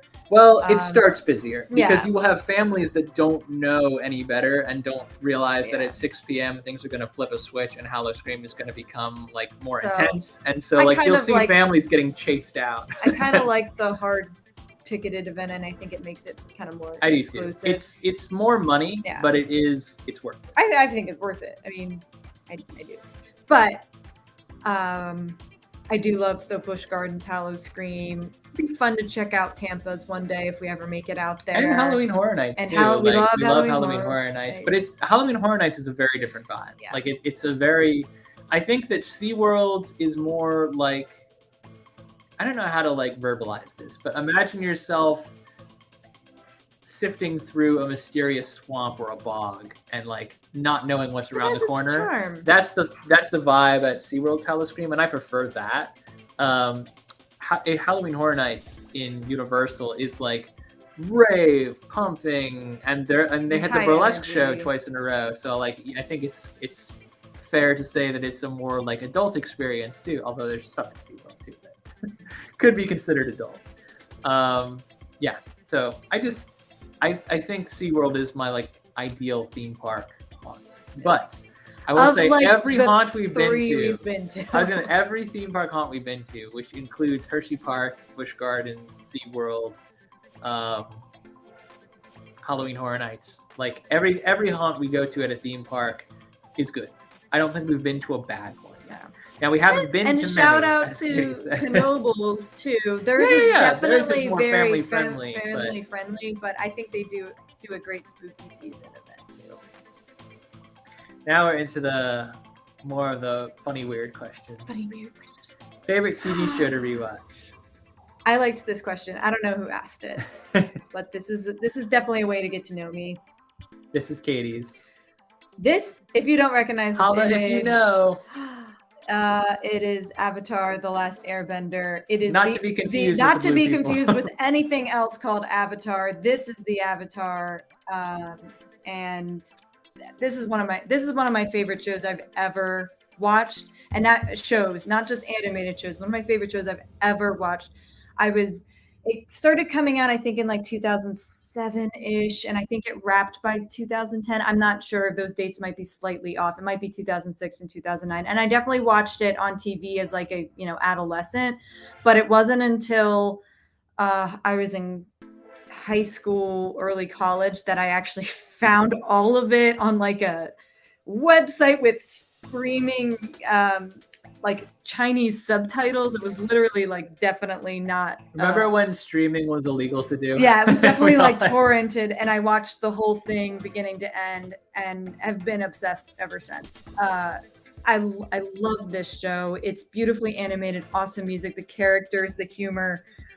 I'm convinced that if everyone in the world watched this show, we could actually achieve world peace. I'm absolutely convinced of that.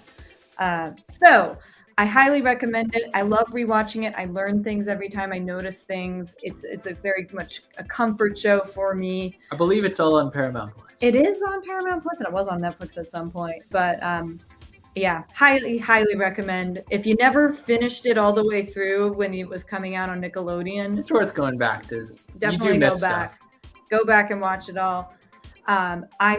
If you've seen it a billion times like me and want to experience it in a new way, I highly recommend the Avatar Braving the Elements podcast that Janet Varney and Dante Bosco, who are Korra from Legend of Korra and Zuko.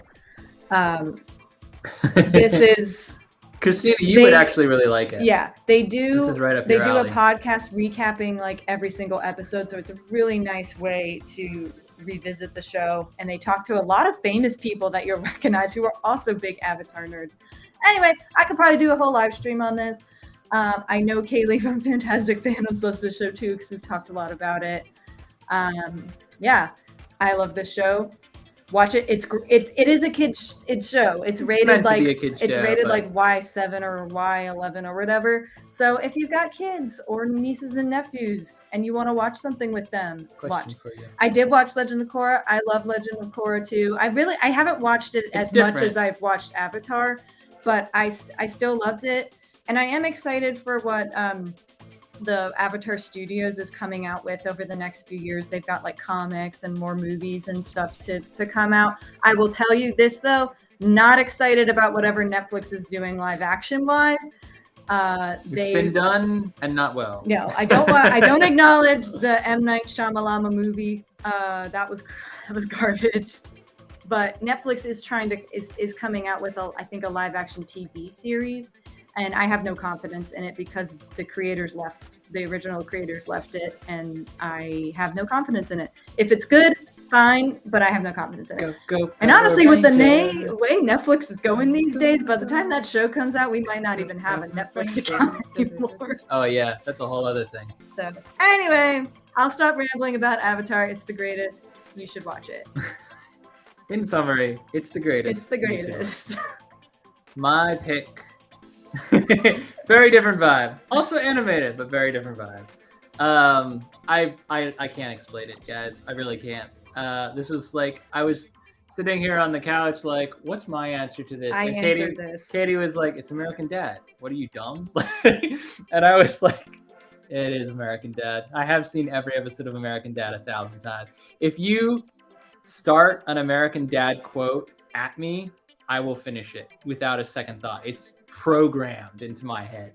And I think like this obviously isn't as deep as Avatar, and it's not going to create world peace.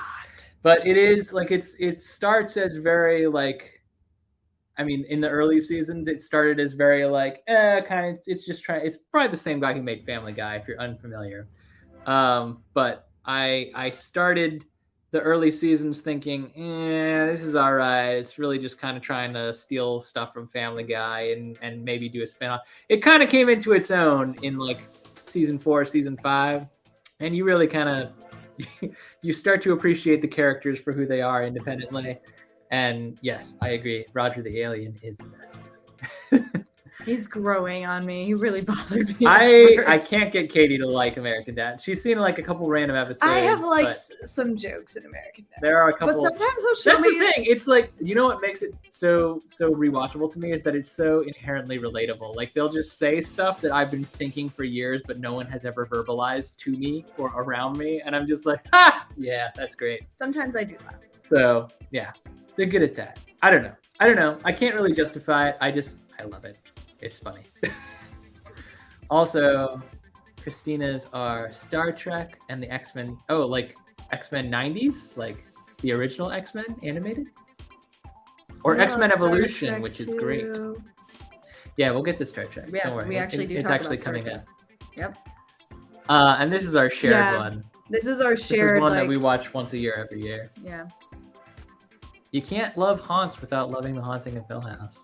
And we have, I will not spend, I don't think it's worth spending any more time on this particular topic because we did a whole live stream with Kaylee from Fantastic Yes. Fandoms over on her channel. About how much we love haunting. Diving into the specifics of what made this show great. So if you haven't seen that, please go check her Haunting of Hill House video out because we talked about it a lot. But anyway. For like 2 hours just on this. It's so good.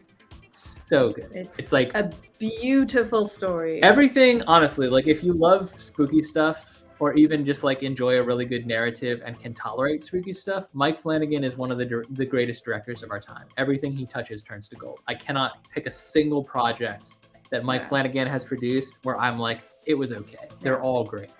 Watch it with the lights on if you need to. Oh, it's fantastic. Hill House is definitely like, it's scary. Like it's not spooky, it's scary, but it's good. But when you finish it, you won't be kept up late by the scary things. You'll be kept up by like your processing your feelings. Yeah. Your feelings. I have not seen Dark Shadows, but I've heard really good things. I also the Johnny Depp movie comes to mind first before the actual show. Well, the show is much older than that, I think. know.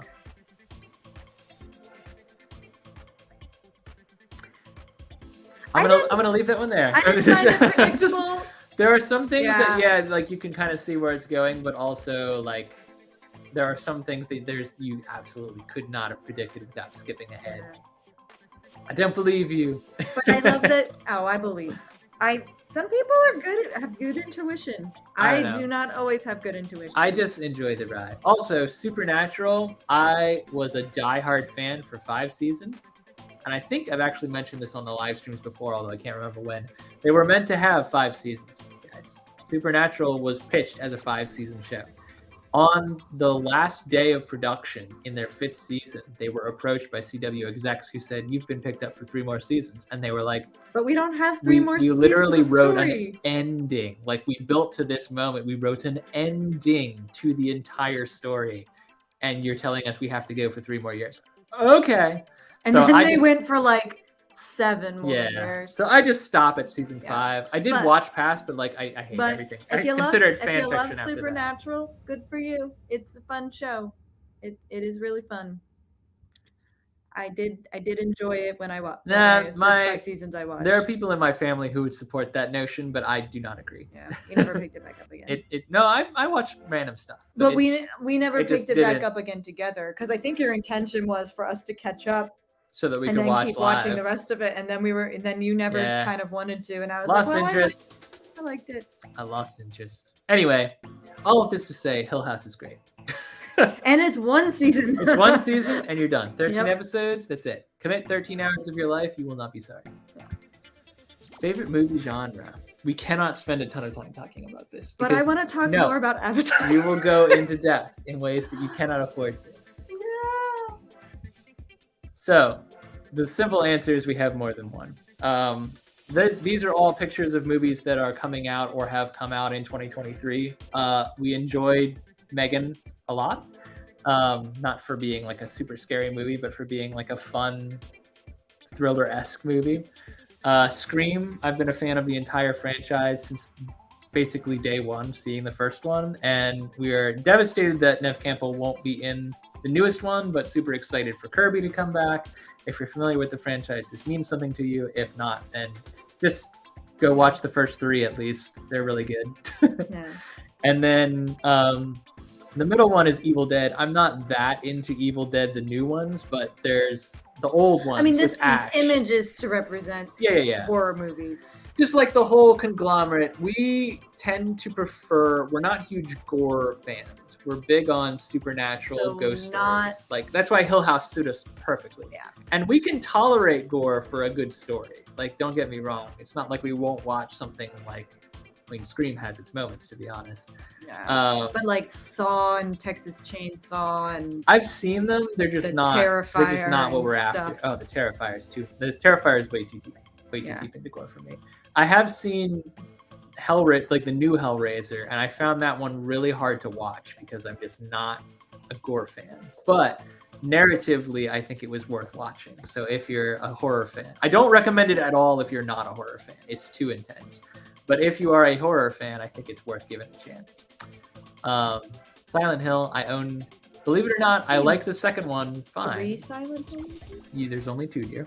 Oh. Oh no, all the video games. Yeah, there's a lot of video games. I've watched you play a lot of We have both of the movies on Blu-ray. And I actually enjoy the second one. I like the first one better, but I enjoy the second one more than most people do. No spoilers. No spoilers. You won't spoil it. Anyways, so we prefer narrative-driven ghost stories, but we will gladly, like 13 Ghosts is one of Katie's favorites that we've seen recently.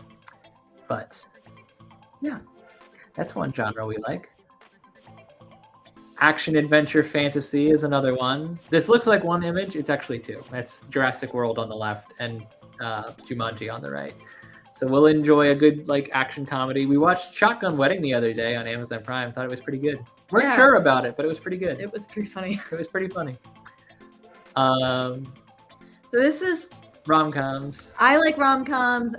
My rom-com interests are not fully represented by this picture, but we found it on Google, and I was like, hey, It's a good picture. My girl Sandra Bullock is there. That's all that matters. I grew up on a lot of Sandra Bullock rom-coms, like While You Were Sleeping and Miss Congeniality and others that are slipping my mind right now because my brain is dying. I'm not a huge Tom Hanks fan. I think he's got. I like You've Got Mail and. I'm one of few who feels this way, but there are others. I feel like he's a very flat actor who only plays himself. But other people do that, and that's fine. It's not the kind of character I like. Yeah. And so I'm not huge on Tom Hanks, Meg Ryan, but I do like Sandra Bullock. I do like Julia Roberts. There's a lot of movies in this franchise. But anyway, not all encompassing, and certainly some that I actually haven't even seen on here. Like I've never watched The 40-Year-Old Virgin, which I think that's Steve. Or Knocked Up, apparently. Or Knocked Up. She had never but seen anyway, Knocked Up. I like a rom-com. The ones that come, I love like 27 Dresses and Princess Diaries and stuff like that. So, and I like She's Out of Your League. 10 Things I Hate About You. 10 Things I Hate About You is okay. The Ugly How Truth. to Lose a Guy in 10 Days. There's a couple I haven't seen too. Fool's Gold is a great combination of this and the last. And like a kind of adventure. Action adventure, but like comedy. Romancing the Stone. Of the newer ones, I enjoyed like Crazy Rich Asians and what was that other one with Channing Tatum and Sandra Bullock? What was it called? The one that was kind of like Romancing the Stone. The Island. Was it Lost Island? The Lost Island with Dan Radcliffe. Oh gosh, that was so funny. Or The Lost Kingdom, something along those lines. Yeah. Like you guys know what I'm talking. Like what movie we're Anyway, rom-coms. I do like rom-coms. Vanessa likes The Holiday. I love The Holiday. Jack Black. Jack Black should have been the romantic lead in rom-coms. He was so good in The Holiday, and I think he's very charming. And unfortunately, I think he's probably aged out of the rom-com. Oh, don't say that. You could still do things as a silver fox. I mean, I'd love to see him as a silver fox, but I think Hollywood thinks he's probably aged out of rom-com. But then again, you have in the corner here As Good as It Gets, and that's Jack Nicholson and Diane Keaton, and they were definitely older when they made that movie. So maybe we need like an As Good as It Gets type movie with Jack Black. I'm putting it out there in the stratosphere. I'm changing the slide. You're changing the slide. You started talking about it. Anyway. Animated Family. I like animated. These are not like our hand selection. No. These are this is an image. This is a good bundle. I like animated. I do love DuckTales and the Treasure of the Lost Land. Yeah. It's not my top Disney movie, but like the Goofy movie probably is. To be honest. And Tim was scarred by all the Don Bluth movies, but I did enjoy. But you know what? Of them, We're Back, A Dinosaur Story was probably the one I prefer the most. Yeah. Like more so even than the original Land Before Time. Yeah. But like this image and my sentiment behind it encompasses the Disney movies, and also like Studio Ghibli animated movies like My Neighbor Totoro and A House Moving Castle. Anything. Oh, How to Train Your Dragon, another animated spectacular movie. That Shrek. fits a whole lot of profiles. How to Train Your Dragon is actually my favorite movie. And before anyone says it, let me make myself big again. The live action concept is an abomination. No. We will not be seeing the live action. No. I'm not excited for it. I think the whole concept should be put down. Yeah. Having said that, How to Train Your Dragon is amazing. I like animated features. Yeah. I do. Yeah. So I guess that answers our least favorite kind of movie genre too. The live My action least remakes. favorite movie is an unnecessary live action remake. Yeah. Live action remakes are That our is least favorite. least- What's the last movie or show that made you cry? Oh, I don't know that Christina's still on, but if she was, she would like our response to this one. Ready, fam? It's gonna surprise you. Oh, hold on. Yeah, it was just announced the other day, Vanessa. It's super disappointing. It's tragic. It's It is. genuinely tragic. It's like the worst lesson Universal and DreamWorks could have possibly taken from Disney. Right. Like, stop. Oh, Christina's still here. Christina! Okay. We're moving Last movie or show that made us cry. Ready? This is gonna surprise some people. Star Trek Voyager. I'm tearing up just like looking at my crew. I love my crew. So we are Trekkies. We're not big Star Wars fans. We're Trekkies. at We're like heart. casual Star Wars. We're casual Star Wars fans. We're diehard Trekkies. If we had to pick a fan, and honestly, like neither one is so like integral to who we are that we would be like, this is our identity. But if we had to, one or the If other, we had to pick a side. it would be Trek. Yeah. So Katie was brought in on Kirk and the OG crew of the original series. I was brought in on the Next Generation series. She enjoys Next Generation, and we actually have been rewatching all of the series straight through because We're trying to catch up. relevant for We're trying to catch Picard. up so we can enjoy Picard, because I started watching Picard and I was like, I don't remember half of these characters. I am a very bad fan. I need to go back and read it. So we made it all the way through Next Generation and all the movies associated. Now we're on Voyager, because those of you who may or may not know, some of the characters from Voyager are integral to Picard, which is exciting for fans. But we are going through Voyager right now, and Katie has decided that it's her favorite crew. My captain. It's her favorite. Yeah, Janeway is her favorite captain. Janeway. We actually watched an episode right before we did this live stream, so it's fresh. Like, It is. we're in the midst of. There's a reason I chose this picture over other pictures that later fans might be aware of. Because I haven't met everyone She yet. hasn't met everyone yet, so. Yeah.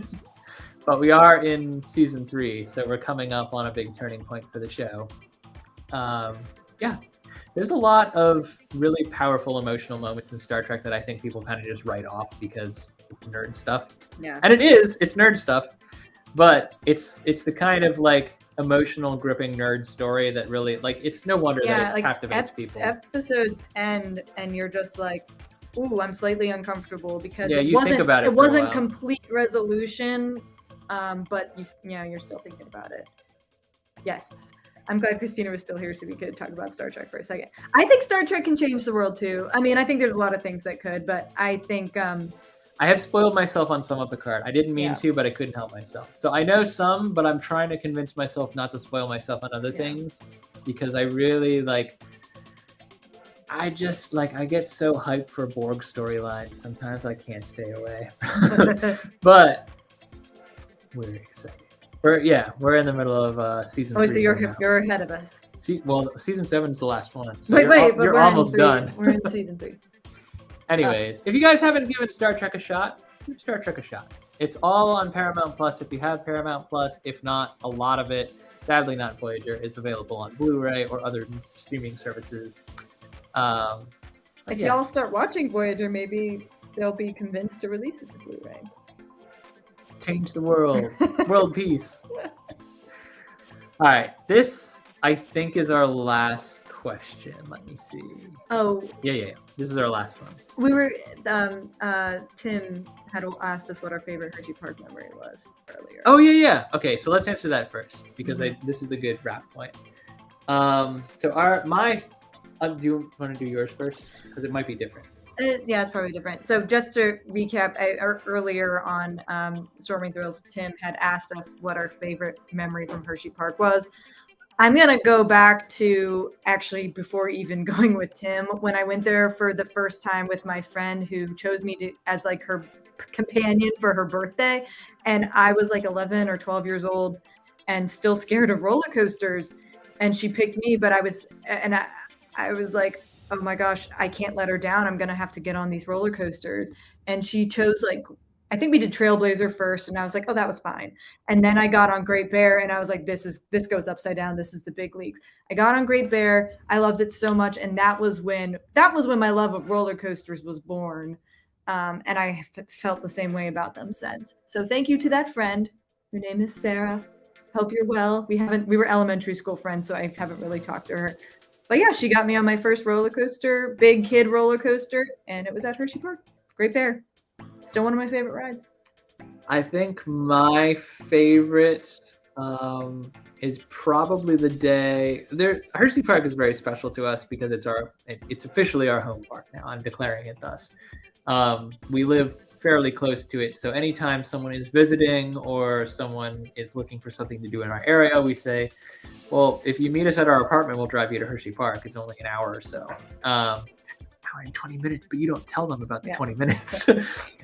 So we often take friends to Hershey Park, and one of the groups that we took to Hershey Park once upon a time was her cousin. Mm-hmm. And we were meeting her cousin's boyfriend for the very first time because he comes from overseas.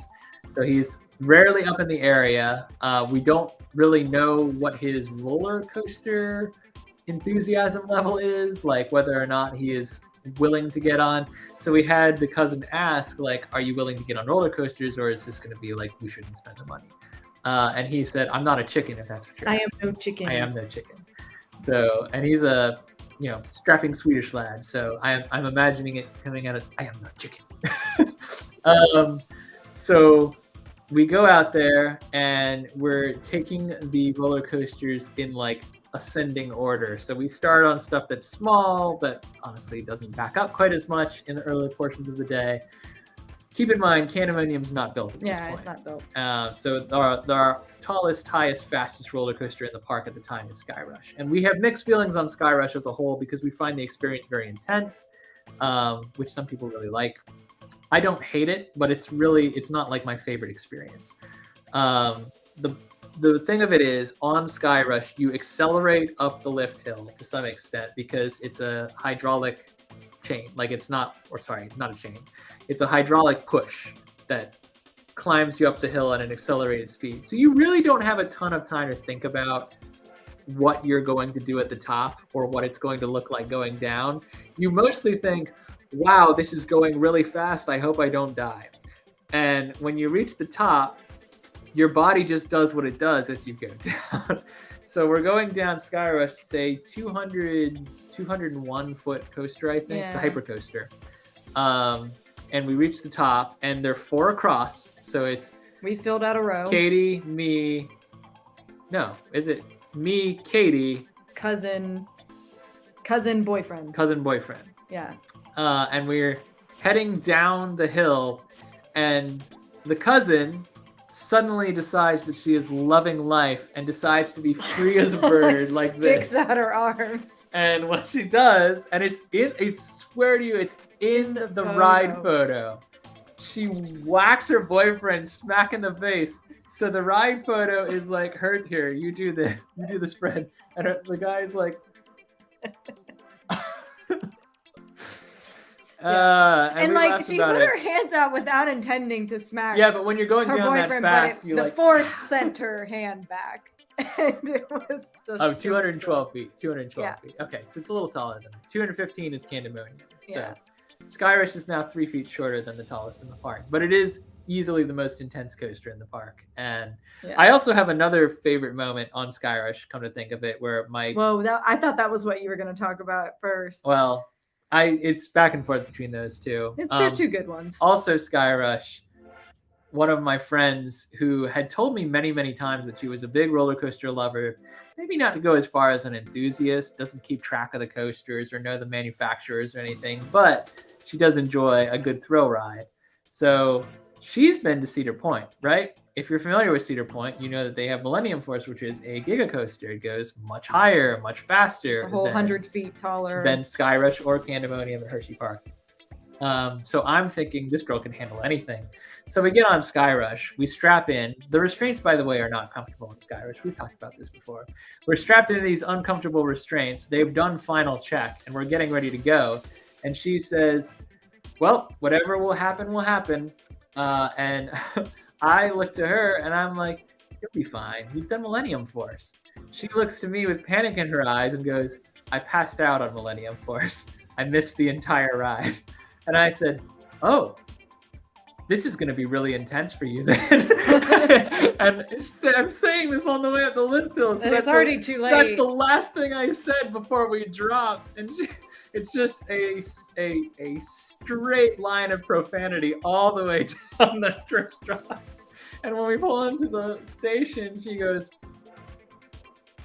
I remember about half of that. Don't know what happened the other half. Hope I didn't hit anyone or. Yeah. She didn't pass out though. She didn't pass out. I think she graded pretty hard, but yeah. Skyrush, for as much as I do or don't like it, it has brought many memories to the crew here. You just have good memories. Mary Beth, thank you for Mary joining Beth. us. Hope you have a good week too. We made it just in time for the finale.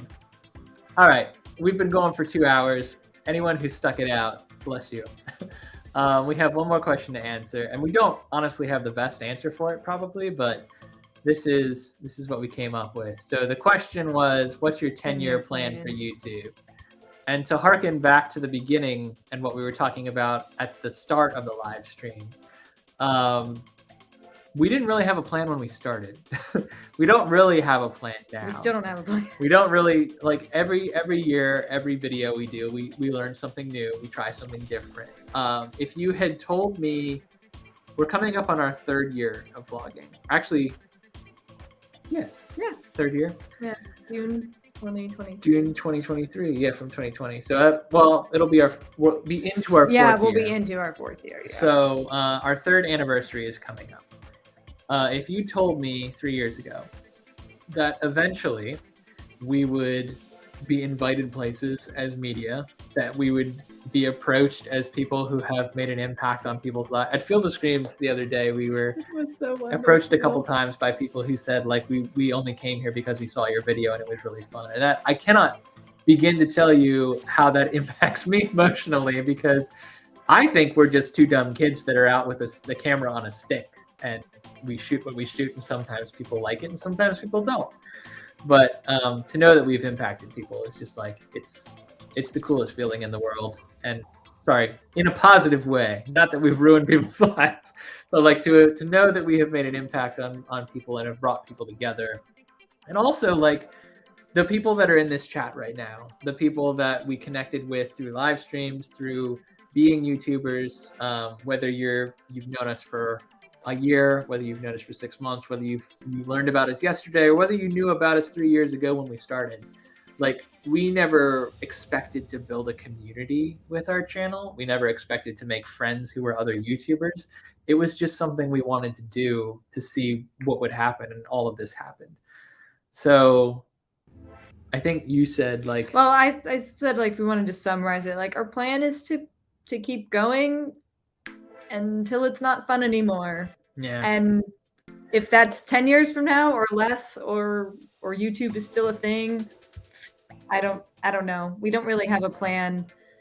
We just want to keep having fun, and as long as there's a platform and somewhat of an audience, we'll keep making videos. And we've talked about it earlier in the live stream too. We don't do shorts. We don't chase viral. We don't have a TikTok because it's too much work, to be honest with you. But like the stuff that we've taken on, the live streams and the narrative vlogs and the POVs and anything, the reels, anything else that we've done, the website, like, it's all building towards just pushing positivity and making more of an impact and seeing how we can benefit others with the content that we're producing, whether it's teaching you about an event, what you can expect from it, and what are our highlights that we think are worth you checking out. Some people use that to plan trips, and that's exciting to us that we're able to help you that way. Others, like Field of Screams, where we're invited to film backstage and show you, like, it's cool for us just to be back there. You guys don't appreciate, like, how cool it is Katie got to see the backstage of an abandoned movie theater for the haunt that we went to at Laurel's House of Horror, where I got this That hoodie. was pretty cool. And that vlog is Thursday, by the way. Don't Yeah. forget, it's amazing.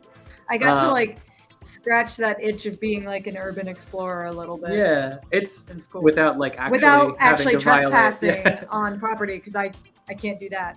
We've learned a lot and we've grown from this experience, and we're very glad. I think. I mean, there are days when we're burnt out and we're like, the last thing I want to think about is YouTube, and we just sit and we watch Star Trek. that's fine. There are days when we're in the parks and we don't vlog, and that's fine too. But I would say, like, overall, since we started, it's just been like a very enriching experience in ways that I don't think we expected it to be. And sometimes, because we do try to accumulate content, we go places, we take recommendations that we might not have otherwise, and we experience new things. I mean, if you look back on like the last 3 years, we've done helicopter rides, at some point this year we're doing international travel, which is a new thing we're doing together. We've done all kinds of theme parks. We've accumulated over 100 coaster credits, which some might think is a very small number, but for us, if you look at where we were, when we really only started counting in the last 3 years, that's a lot. We've been to haunts we never thought we'd go to. We've been on expeditions and excursions that we never thought we'd try. I've been on water rides that I never, ever in a million years would have gone on. Sometimes we do it for the vlog. Sometimes. And sometimes we do it for our friends who are watching. But still do it for the vlog. It's just, I mean, I can't give you a 10-year plan. I can't, at some point. I don't have a 10-year plan for my life right now. It's true. Like my other life. I hope to be alive in 10 years, is what I can tell you. If the earth is still standing in 10 years. I think that, like, when we started this journey, I think we said, like, we'll never be career YouTubers. Like, it's not in our forte. It's not in the cards for us. And I can't honestly say that, like, if the opportunity was available, I wouldn't look into becoming a career YouTuber at this point, because we have built a community. We have made connections. We've had experiences. We are nowhere. No, we're nowhere close. We're nowhere close. Sorry, I'm not saying that to like get anyone excited. Like we don't, and we'll never be daily vloggers. I can tell you that, because we just can't keep up with the edits that we try to do. But for as long, as Katie said, as long as it's fun, as long as it's enriching to you guys, and as long as it's enriching for us, we will continue. And if 10 years from now that is still the case, then I hope to say we will have more vlogs for you, more exciting adventures 10 years from now. I will give you a little tease, since everyone stuck it out to the end. We are going international this year, as we mentioned.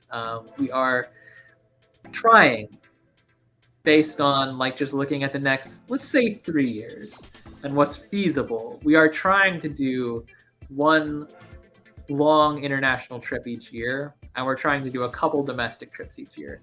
So we're gonna do. But if one of those domestic trips is Hawaii, that might as well count as. Yeah, I mean it's expensive. But and I also can't say that domestic trips will be like places we've never been before, because we do go to Florida a lot, we go to California a lot. Those are places that we love going. But there are things that we've never done in those places, and there are things that we've done 100 times in those places that we might do again. We just try to like make the most out of our small little YouTube life, and it has been a wild ride, and it's going to continue to be a wild ride. Yeah, we've still got stuff coming from Alani. We've still got stuff. We've got a haunt vlog out this week, and then we'll switch back to the regular season stuff. It's been fun. It's been fun. It has been fun. Like 99%. Thank you guys for sticking it out to the end. I know we talk a lot, but it's always great having you. I wouldn't close without a creator spotlight. This week, pretty much everyone is on Instagram, because there's a lot of Instagram accounts that I realized I haven't shouted out before. Eve at Disney is a new one. She's a Disneylander, and she has lots of great Disneyland content that I've been following. Oh my gosh, it's Eve at Disney. Yeah. I was reading that Eviat Disney? No, Ev Eat Disney. I was like, oh, another Disney food account. It's Eve at Disney, not Ev Eat. Eve at Disney, Instagram, all one word. Heartline Halls is a roller coaster account, because of the Heartline. Really. And her name is Holly. I thought it was Oh, incredibly that's cute. creative. she have a also heartline she roll. also makes roller coaster based jewelry on Etsy. So I Oh, thought that was cool. pretty cool. Definitely check her out. She's got some really good photos, and I think her account is the one that says like all photos are mine for better or for worse. So I appreciate the genuine nature of her account. And then roller coasters are us _ in between. Lovely young couple in the UK, does a lot of traveling to different parks all over Europe, and is coming to Walt Disney World later this year. So if you're a Disney fan, you'll love their content coming up in the fall. But if you're a roller coaster fan, you'll love them year round. How did they score Roller Coasters Are Us as their name? I think it's the underscores. I You can still- get a lot more than you might think with underscores. Okay, You just well, add a couple underscores. Props to them. Props to them. And then I'm sure Tim's still in, but if you're not Tim, I will say we will have a special guest on our next live stream. Tim is going to come on and talk about Hershey Park. He is a Hershey Park staff member, so I will preempt this live stream by saying all thoughts, just to protect you, man. All thoughts and opinions are his own. Predictions and presumptions are our own. They are not reflective of the actual park policy or yada yada. So all that legal stuff is out of the way. We're super excited to have you on, man. We're going to talk about like what we think is coming to Hershey Park, what Tim thinks is coming to Hershey Park, what our ratings and rankings are. Like, it's just going to be a good old round table talking about our home park and what's going to happen, what we think is going to happen, could happen, and what we're excited about in the next year or 2 or 5 years. I think Hershey Park does have a 10-year plan. I think they have a 10-year plan. So we'll have to see if we can Sherlock Holmes our way through some of what they're doing. Or give them some ideas. I missed a lot of these comments. I'm sorry. Oh, thanks, Tim. That means a lot. Thank you for joining. Thank you for joining, Nate. It's been a lot of fun, you guys. Great participation and yeah, it's been. I did not expect 10 people to stick it out on this mess of a live stream all the way to the end, especially since we're 15 minutes over our usual max. We usually try to cut it off at 2 hours. But thank you all for joining. It's been a lot of fun. A lot of stuff coming up. A lot of really fun stuff in the months ahead. And as soon as we get through our Alani stuff, we'll be rolling right into real-time content that we're shooting in the spring. So, excuse me. Excellent way to end.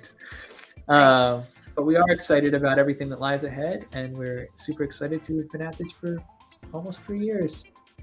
And a whole year of live streams. Woohoo! Mardi Gras! Mardi Gras! Fat Tuesday. Everyone go eat cake. And pancakes.